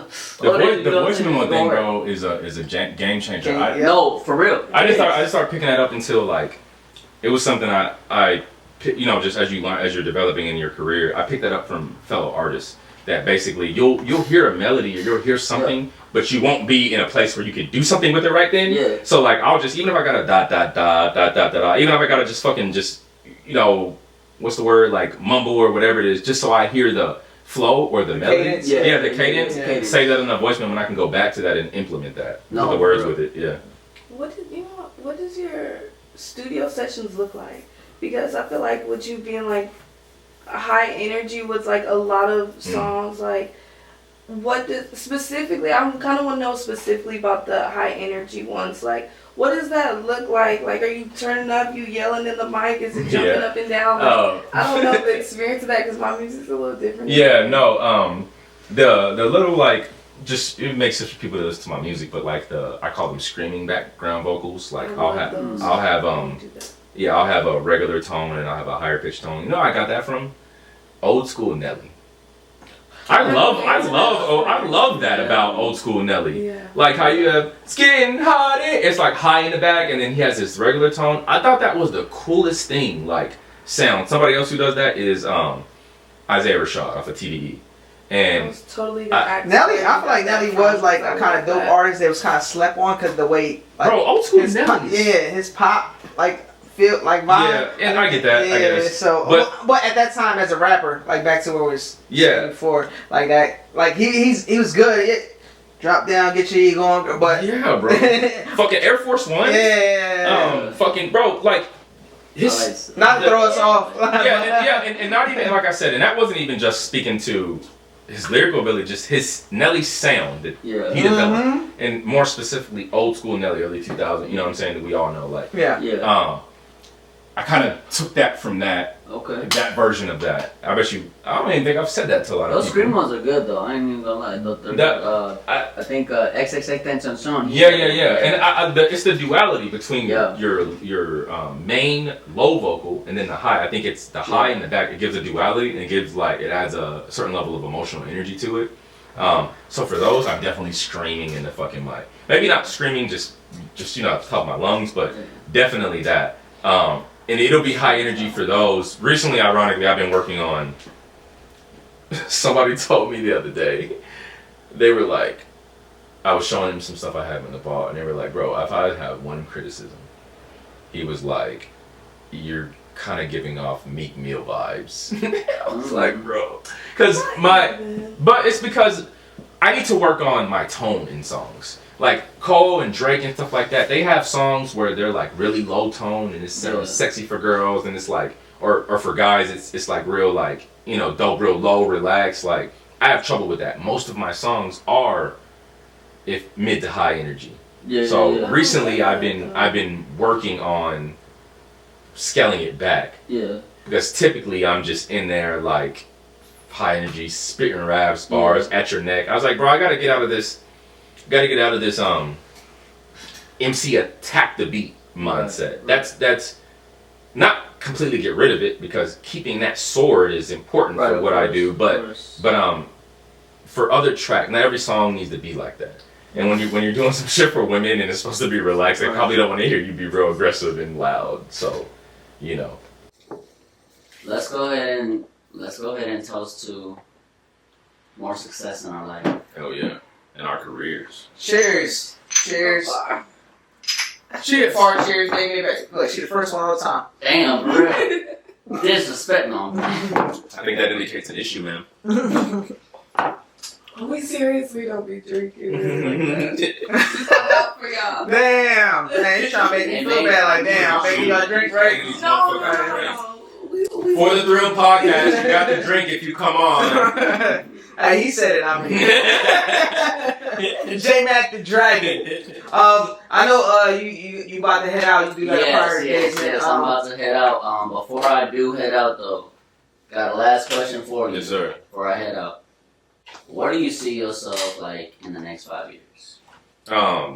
Man, God willing, making money off this, not working. I love my day job. Shout out to y'all. But just having my main career, what I want. Because even them, they acknowledge that this is not, and they're okay with that. That everybody there, they know that this is a job and that this is a means to an end, and this is not what you probably want to do for the rest of your life. Right. So, 5 years, I'm making, like I said, my 8 hours a day. Instead of getting up answering calls, I'm getting up making business deals, working on my craft, active, making money to the point where I can support myself fully off music.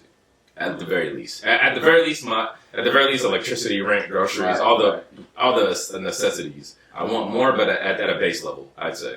Okay. Well, that's awesome, man. It was glad it was good talking with you, bro. Yeah, we'll talk about again. Most definitely. Yeah. All right, do your thing, De Niro. I'll catch you later on, man. For sure. All right, y'all. Hey, Zay. I was gonna ask for as far as you, of course, you know your full catalog, top to bottom, even songs that we wouldn't even know exist. Yeah. So for out of the full JMAC the Dragon catalog, what is like from you? Right. What is like a JMAC the Dragon classic where it's like, look, this was one of them ones that really stand out. Y'all should check this one out. Oh, dope. Or this one's not out, but it was super dope experience. That's a really good question. We're gonna highlight for that. What catalog? What's that classic?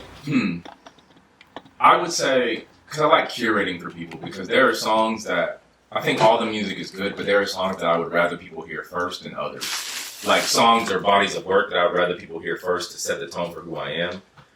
I'd probably say, I have this series, I'm at volume 2, it's called The Human Element. So THE, The Human Element, and basically it's my projects where they're a little bit, I share, I'm introspective in all my music, but those are the projects I say to be really deep and really vulnerable. The Human Element, so I have The Human Element, and then I have The Human Element Volume 2. The Human Element Volume 2, I would say, is a good project, classic-wise, to check out on streaming. A sleeper project that I don't hear anybody talk about that I'm very proud of. I did it years ago. It's called POV, Point of View, and it's like 7 songs. 7 songs from the top. The first and the last song are from my perspective, but all the songs in between are basically from a different point of view of different people in my life. So I did a song from, at the time it was the girl I was dating. I did a song from her perspective in meeting me and her feelings as far as love being not a thing, like love being dead, and then meeting me. We ended very terribly. I'm not going to go into that, but at the time it was like a good thing. Like, you wrote a song about it? Yeah, she basically her me from her perspective, not being into love but meeting a guy like me. I wrote a song from the perspective of in San Marcos we have, it's called the chain of bars. It's called the Square. When we all got, everybody in the friend group, we all got 21. That's all we did. That's like you go out, drink, whatever. It's kind of like, I guess, what y'all have here in like Austin. I have a song called The Square 78666 to signify San Marcos zip code.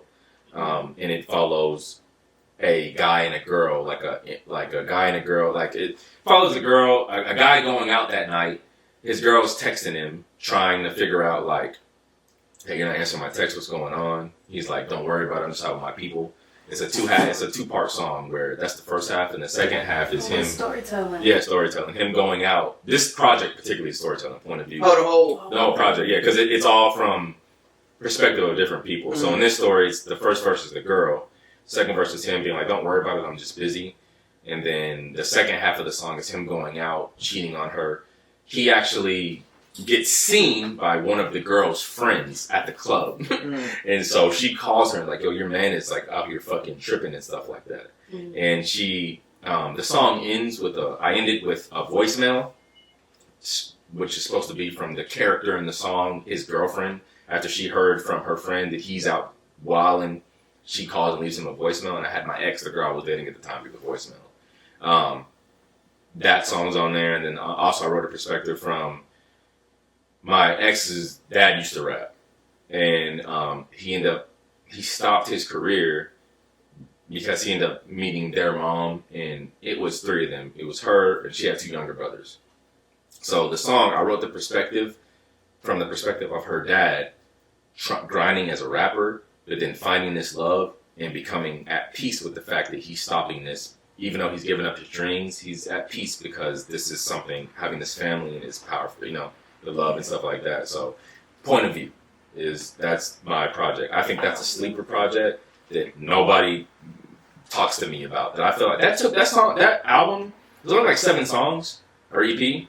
It took me so long to write, yo, because I'm giving real accounts. I have another song where it's like a friend of mine who was caught between some bullshit with his ex and a girl that was into him. So I did each verse from a different perspective of each person. The first verse from the girl that was into him, the second verse from his ex at the time, and then the last verse him.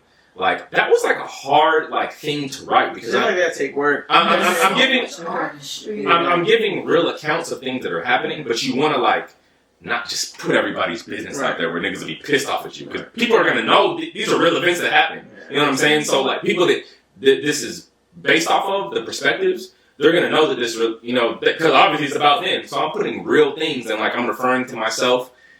But this is art, though. I'm referring to myself by my real name, so people know that, because my friends call me JMAC, but my friends don't call me J. You know what I'm saying? They call me Jordan. That's my name. That was one of the hardest projects to this day. What album was that on? It's called.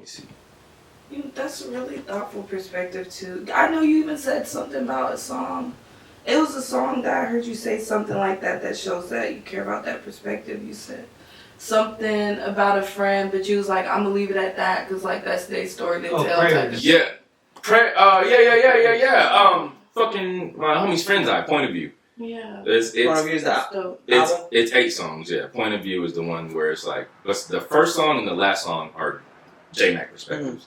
Every song in between is from somebody else. It's totally different characters, and I created it. That was so hard to do, bro, because I didn't want to. How long did it take you?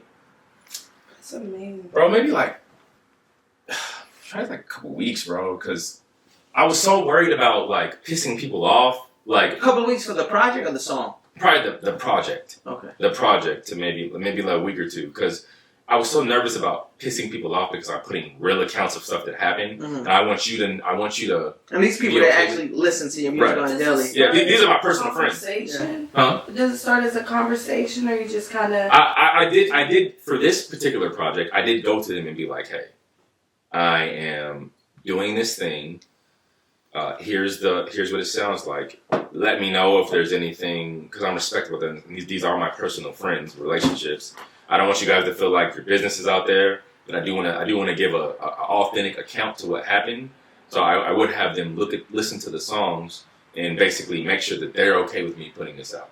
I think I wrote it in such a skilled way that nobody would know these people or like what they went through. It's just for the song, the average listen. Like if you guys listen, I don't think you know what I'm saying, but I wanted to make sure that they were okay with it. You know what I'm saying? Because that's a touchy thing. You know what I'm saying? So that would probably be a JMAC classic point of view.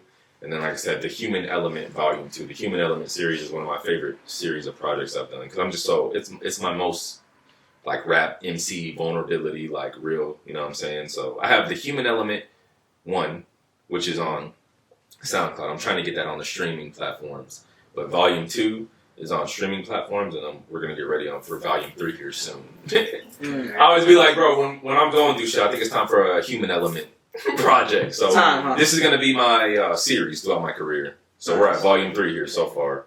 That's dope. Coming next. So JMAC, give me your top 5 artists in San Antonio. Fuck, bro, that's a terrible question. Why you do that to me? This nigga laughing. Carlos in the background.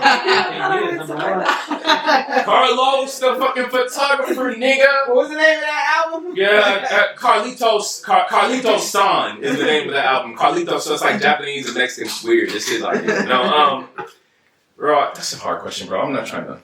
Can I just tell you niggas I like? So when I say top 5, I would say what I usually tell artists is your opinion. Like the opinion could change, just like having mainstream top 5. Like I think people take a local top 5 is like they take it too deep, just because of their this guy is gonna be mad at me. This guy. I think you should just go as if I told you give me top 5 of your mainstream, you'll give it to me, no problem. You're right. I think you should do it the same way as that. Those are a little different stakes because these are people I know and the mainstream people I don't know. But Exactly. I get your point. Exactly. I I try to butter it up a little bit. That's what you call it. Fucking radio. That's how they get you on these interviews, nigga. But just everyone that came on prior to you named their top 5. If that helps. Yeah, I probably say, and they're still around. So I'm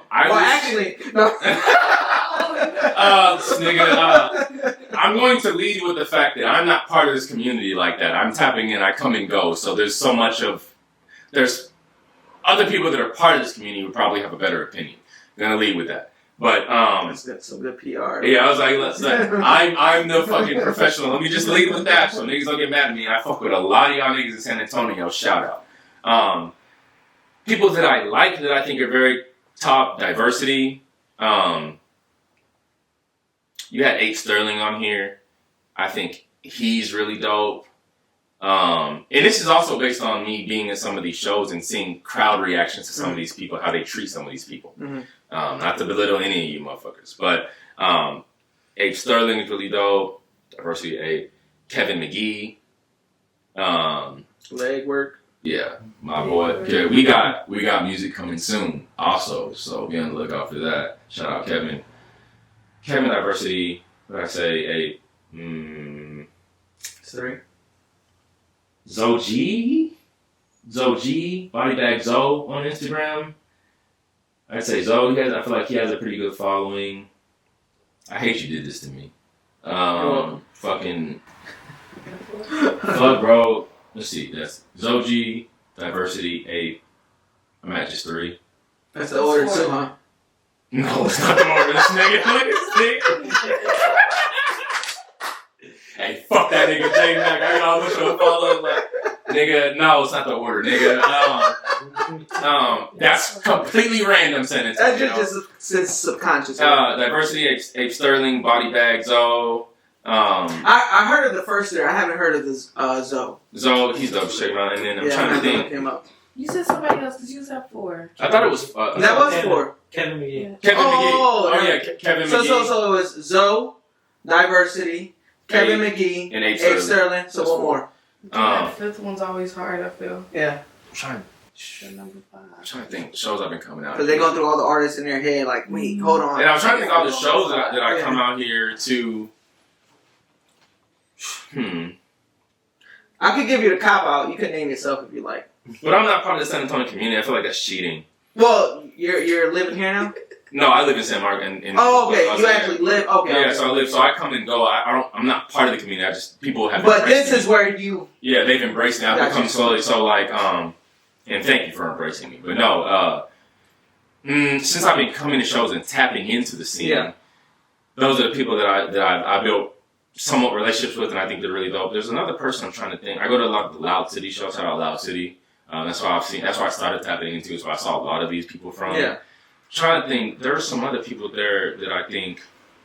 The 5th bar, you're right. That is really Loud hard. City Society, right? Loud City Society, yeah. Loud City Society.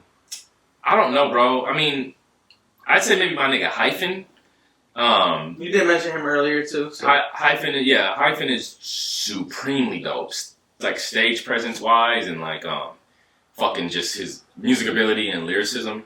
So I guess that'll be my 5, bro. Y'all niggas don't hate me, bro. This nigga set me up. Yeah, he got something. Shout out Hype. He got a song about Tuesdays. Yeah, exactly. Yeah, bro. Yeah, embrace me. All the niggas, bro. Embrace me. Show me love. Like the whole community did, which I think is cool. Because like I said, I was coming in here in a place where like niggas kept talking about San Antonio's toxic and they're like fuck niggas and like niggas beef over girls and shit like that. Which maybe is I'm sure maybe true, but like it's way more supportive. I started showing up. I talk my shit like in my music. I shake hands and I have a good rapport with people, and everybody has showed me love. Every show I go to, every fucking, you know what I'm saying, I shake hands, niggas.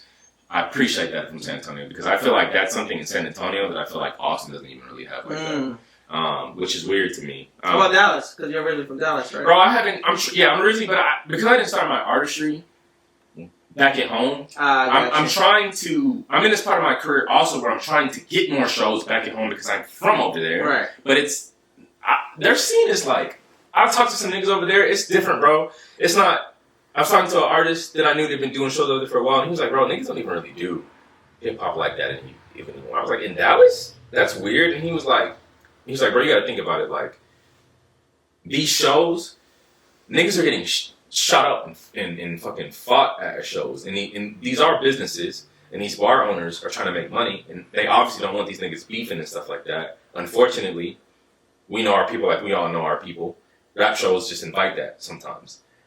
So he was explaining to me, and this is just his opinion. I don't know this is how 100% accurate this is for the entire Dallas, but just me talking to him, what I've seen, he was just saying, bro, most of the things are going to like EDM because you can make your money. These niggas aren't really, they're off all types of shit, you know, drugs and stuff. So they're not really like fighting with each other. Niggas don't really fight at these shows like they do at like rap shows. So he was telling me, he's like, bro, venues aren't even really like doing hip hop shows anymore. I don't know the complete validity of that, but it's been harder for me to get a gig over there. I've been working on that because I would like to, because I think I could have a lot of people come out that I went to like high school with, middle school with, that I like, cause I'm from over there. Yeah. But I don't know how their scene works. I don't know what it takes to. You've been out of that loop so long. So far, or rather, I never even was in that loop because I didn't start doing music till I was over this way. Gotcha. But back during that time, I was in high school, middle school. I was never even thinking about doing that. So I think I would say what I think that it is what it's been for me in any other place is you usually have a connect, a person that you meet that like has an inside or is part of the show circuit or promoter circuit. You know, it goes like, and then they can get you on. That's how I've gotten a lot of these shows from San Antonio and fucking San Marcos, Austin, and stuff like that. I guess it's just been harder to acquire a connect in Dallas, I guess. I guess it's been a little bit more difficult. I don't know what's up with that, but I'd like to. Honestly, it makes a lot of sense. I feel like genres do come with a different vibe because I feel like the most chillest, coolest vibes, honestly, I've experienced was like at R&B type shows. 100%. And that's why I feel like that's the cool thing that I appreciate about San Antonio as well, because like I said, the different vibes and things like that. It's like, how toxic could it really be when it's some people having to expect to be worried about getting killed coming off stage or something. Bro. So it's like, it's cool. Like, it's cool overall because it's different scenes come with different things for sure. Yeah. And I was like, that's weird though. Dallas being, I've had people tell me that, you know, JMAC, maybe you should consider going to a place like Dallas or like Houston, because Austin, the type of hip hop that I make along the lines of, it's like modern old school. It's like these white people over here, I don't know if they really want to hear that like that. I think they're into the mainstreams, you know what I'm saying, stuff like that. But like the more J. Cole-ish, like the hip hop that I do, yeah.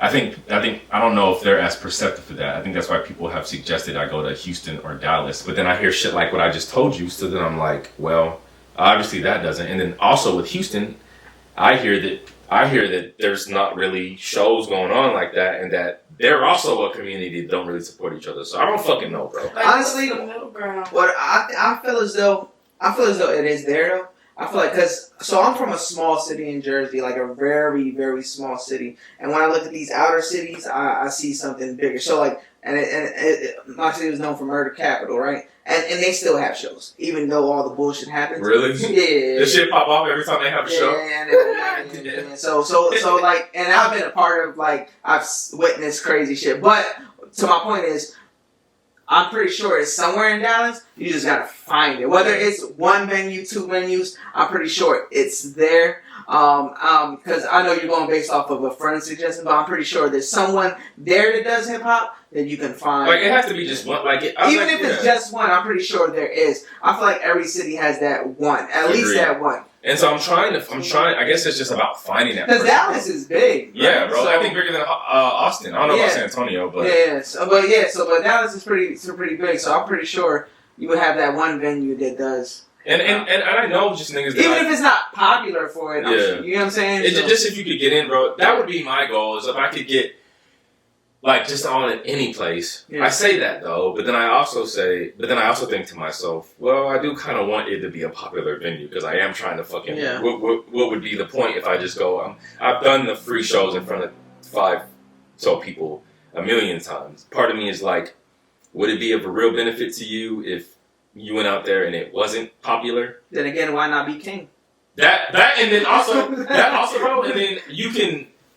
There's still something to gain because even if I don't, I could probably talk to like the show producer, or something, and maybe some type of benefit. Yeah, right? You know what I'm saying?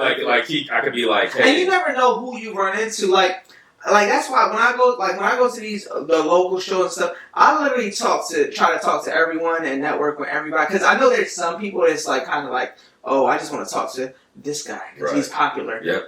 He's popular in the city, so I'm gonna go and talk to him. That, yeah. But with me, everyone is the same. I have like some artists that just made a song come on, and then I have people that actually been doing this. It's cool that you're open and letting people do that. So based off my journey, I'm like, I'm trying to see things from everybody's point of view, everybody's perspective. Just because I was that hard-headed kid back in the day, and just growing up, I'm like, I've been through this, I've done this. You're not out of touch. Yeah. So like now I try to see it. All right, I see what you're saying, and that's why I was playing devil advocate earlier. Even if I don't agree with that perspective, I just want to step into the shoes because now with even altercations, I take it from like if it's my enemy and someone doesn't fuck with me, why this guy don't fuck with me? Y'all got For the Thrill podcast ops.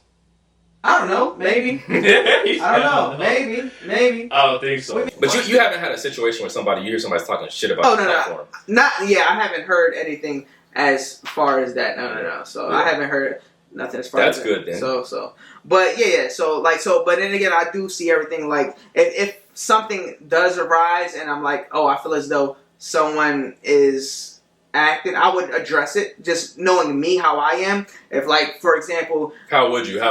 So like say you get off the podcast and then someone told you something that I said about you, and then you put on social media, Thrills is fucked up, blah, blah, blah. I'm going to be like, I'm going to call you. Like what you said earlier, I'm going to call you, like, I got your number. Like, I got your Instagram. I'm like, yo, JMAC, you good? What happened? What the fuck was that about? Yeah. And you know what? Matter of fact, not even on me. Like I've had people come on here that talk shit about other people, and Really? Like other rappers talk shit about other rappers?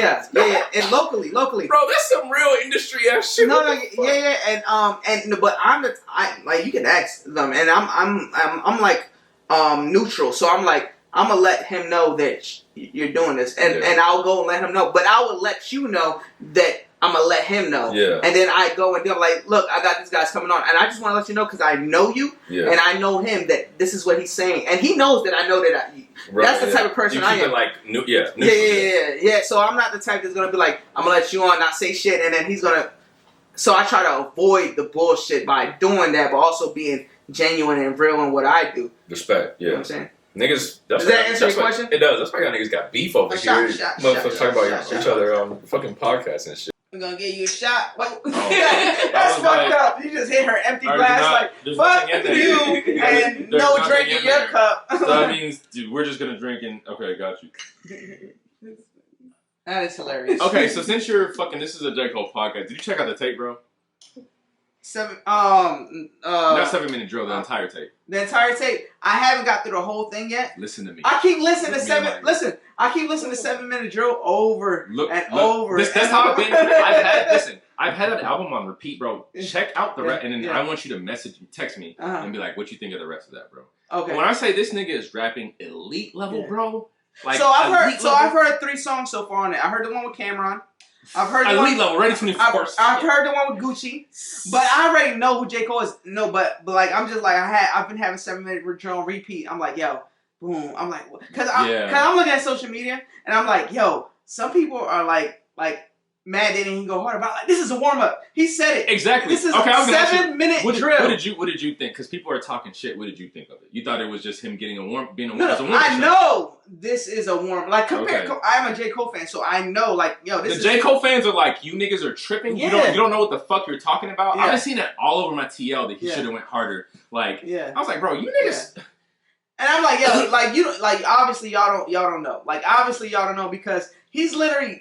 If you listen to, I'm a lyrical person, so I love to listen from up to north, lyrics. Bro, that's what so I'm like, all right, I'm everything he's saying. I'm like, oh, and then like I said, J. Cole don't talk like this, but he's giving bro, a piece, a little piece. We've never seen this. And I'm listening. I'm like, all right, with the henchman shit, this and that, and then I'm like, all right, and he's telling you like verbatim, like this is light work. Yeah, bro. He's saying little words.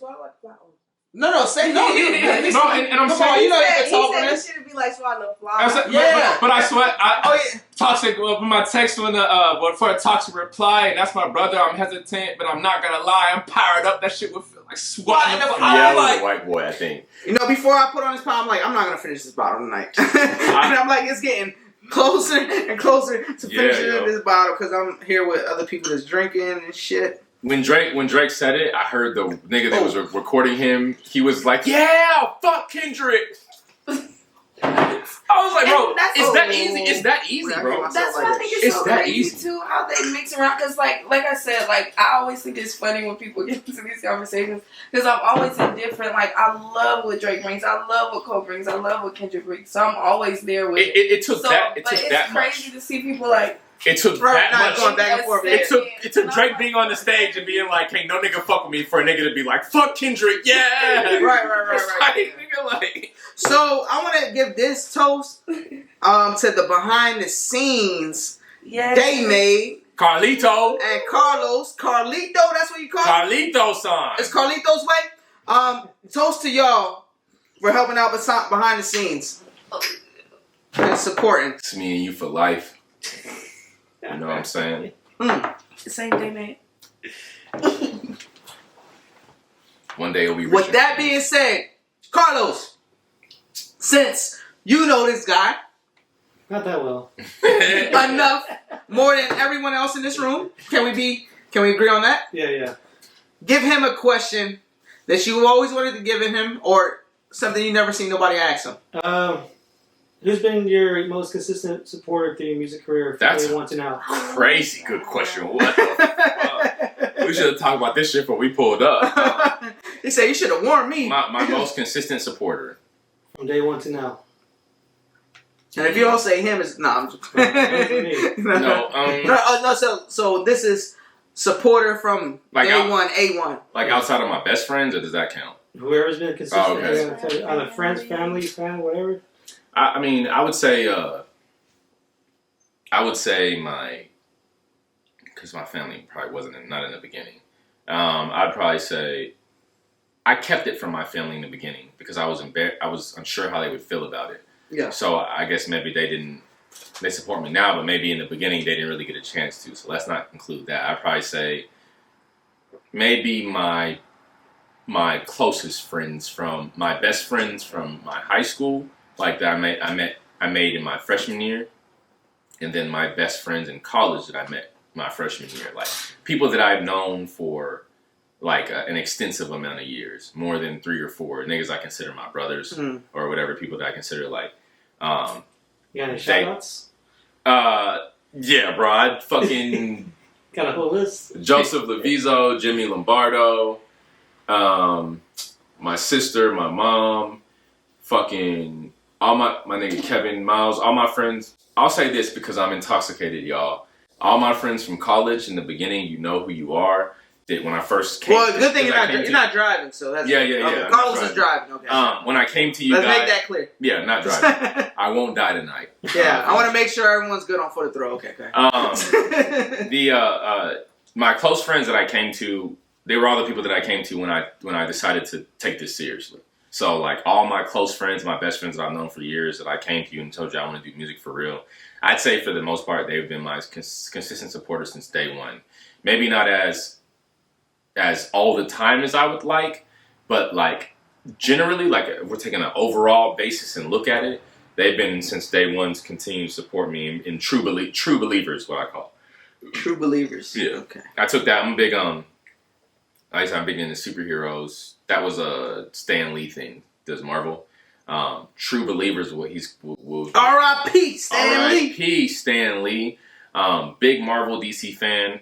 Stan Lee referred to his faithful, the people that support his comments and stuff like that, as true believers. Mm-hmm. Like, because I'm so into that, I have like a whole superhero thing I want to do with the JMAC the Dragon brand, Dragon Man, coming soon.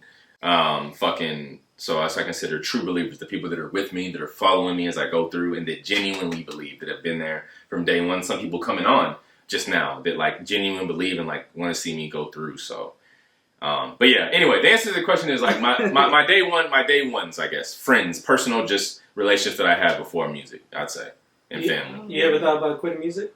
Yes, multiple times. What was the first time that made you want to do that?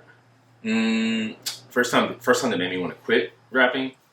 That's a good question too. Did you fucking think about this? Just right now. But it's a really good question. First time that I thought about it, I'm at 10 years. I'd probably say I started 2014. Let me write that down for my next podcast. Yeah, that's a good question. It was good. 2014 is when I started. 2016 I graduated with my bachelor's. 2017 I graduated with my master's. Maybe out of college in grad school in 2017, I was kind of feeling like this shit is not. I was hoping to have had some real progress in my music career after college, because the hope was that, it's very unrealistic for how logical I am, but the hope was that I would have that. I could do that instead of like getting a big boy job or whatever it is. You know what I'm saying? Out of college. Turns out that wasn't the case. Turns out this rap shit takes a lot longer than I gave it credit for. So maybe shortly after 2017, shortly after I graduated grad school, as I'd been doing it, and things just weren't, by that time, 2014 and 2017, I'd already been doing it for like 3 years. So it was like, I'm done with college. I stayed in grad school so I didn't have to go home to my mom, so I could still pursue music. But maybe the thoughts of it then, I say thoughts of it now occasionally, but you press through those. You continue forward through those. But I'll have the thoughts even now, even just since me and you've been working. You know what I mean? What helps you like press through that? Like, what's that encouragement that makes you like, okay, I'm gonna keep going? I'd probably say the emotional, mental, and spiritual investment that I've added this far at 10 years. The people that believe in me, and that the belief that I have in myself. I was, like I said, I was a nerdy kid. I wasn't just necessarily cool and stuff like that growing up, and so a lot of this is for me to prove to myself that all the things that I was saying about that, like, you can be authentic, be who you are, and just be truly authentic to who yourself, and that you don't have to be this version of cool that the world makes you think that you have to be to reach that top. And so I think it's that the desire to prove it to myself, I guess. You know what I'm saying? That, like, you're worthy too. That seems kind of insecure, but it's just me being real with you. That, like, yeah, just you deserve this too. You're not less worthy than any of them just because you're from a different place and you don't have the same experiences. Yeah, probably say that. I think you do a good job with, like, I still feel like how the music translates is still a full circle moment, because when, like, a lot of the elements in your music where, like, at least those songs where you kind of explained it earlier, it's like attacking the beat. Like, how I'd explain that, that's when I'll probably say somebody popping their shit type shit. Right. When you popping your shit, it really is like a self-confidence, self-belief, but like, you're bigging up yourself, and like, who else better to do it than you? Like, you're reminding yourself, like, you know who the fuck you are, like, within that. So when people are listening to that as listeners, you could be helping heal, like, people on the other side of, like, needing that moment of, like, when they hear you saying your words, they hearing it for themselves too. So it's like, you're still giving back in a major way too. So definitely to know that for sure. Yeah, and then I guess the last thing would be just that, like, I don't want to live my life like feeling like what if. I know that I just want to make sure that I give my everything to this, so that when at the end of the road I'll be at peace with that, because I know that I won't be if I didn't give everything that I could and really try to hit that. Because I was like, bro, why can't I be the next J. Cole? You know, within reason. You know what I'm saying? Because me and Cole from two different places, and we think similarly, but we're different. Like, just to fulfill that slot that he feels in the hip hop industry. Yeah. Why can't you be that? Like, so I would say that, like, to not reach the end of the road and be like, I didn't give everything that I possibly could. I like, this seems like a real, like, obvious thing, but I like rapping, bro. I like rapping. It's a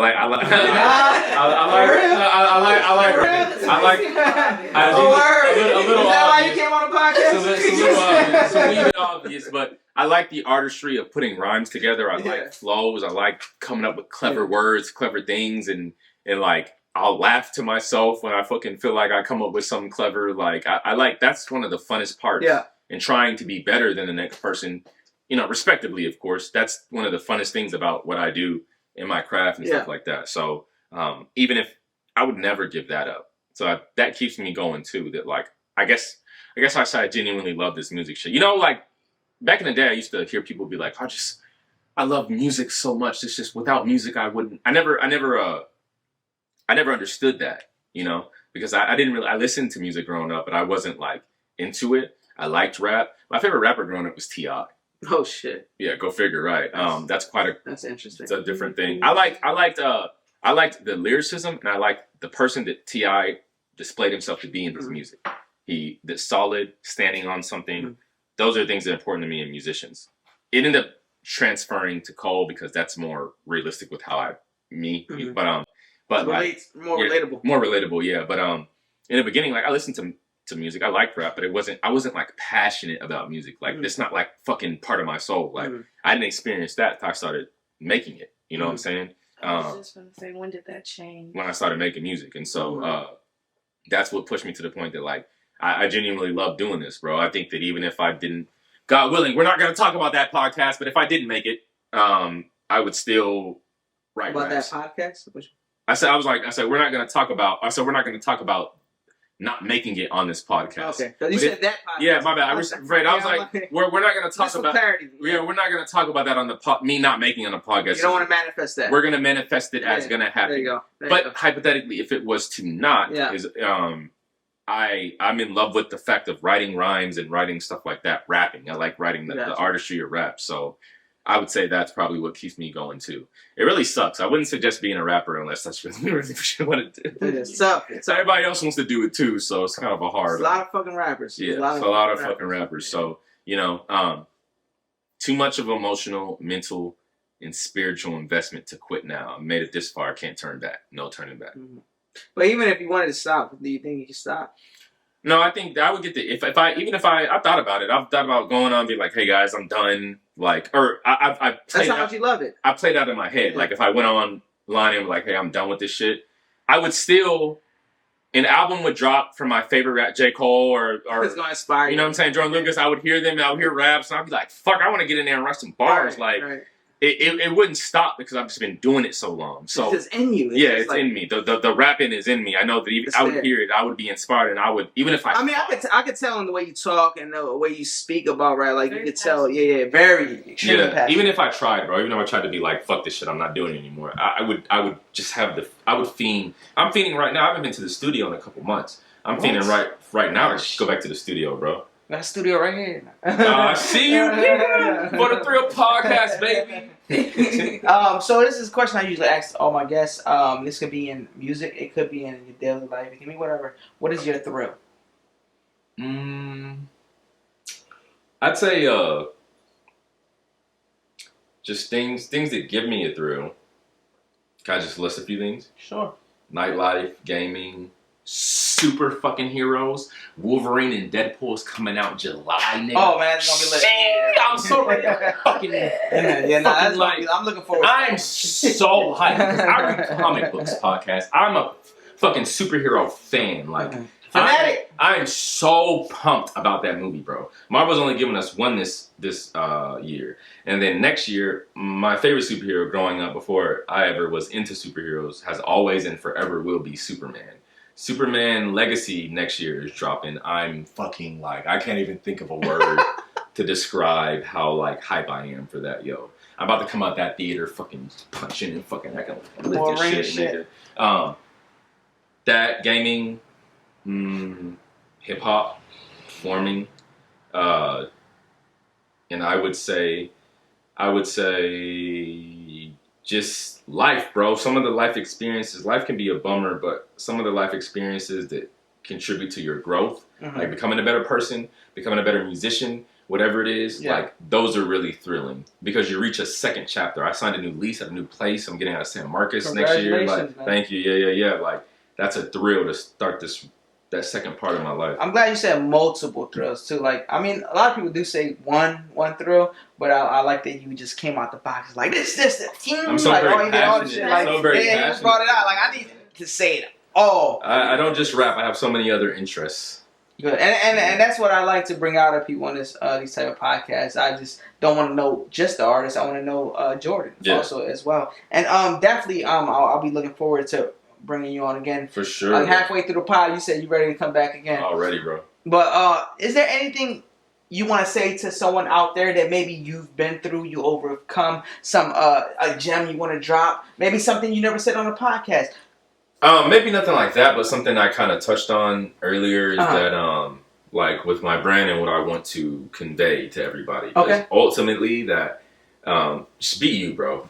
Niggas from the hood, gangsta niggas, whatever it is, they don't respect you if you're not you. If you're geeky, be that. Them niggas will respect you. I've been there. You know what I'm saying? Like, just be true and authentic to who you are and make your music, but let that permeate through your interviews, through who you are and your interactions, through your music.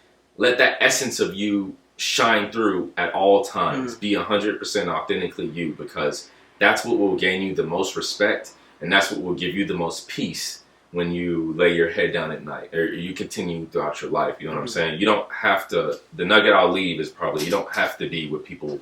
With the world, with this broke. My mother always tells me. I'm really close to my mom. I grew up in a broken home. My parents divorced when I was younger than 7, so it's been my mom and my younger sister and me for the longest. My dad was in my life, but not like he should have been. He passed away last year, R.I.P. In December.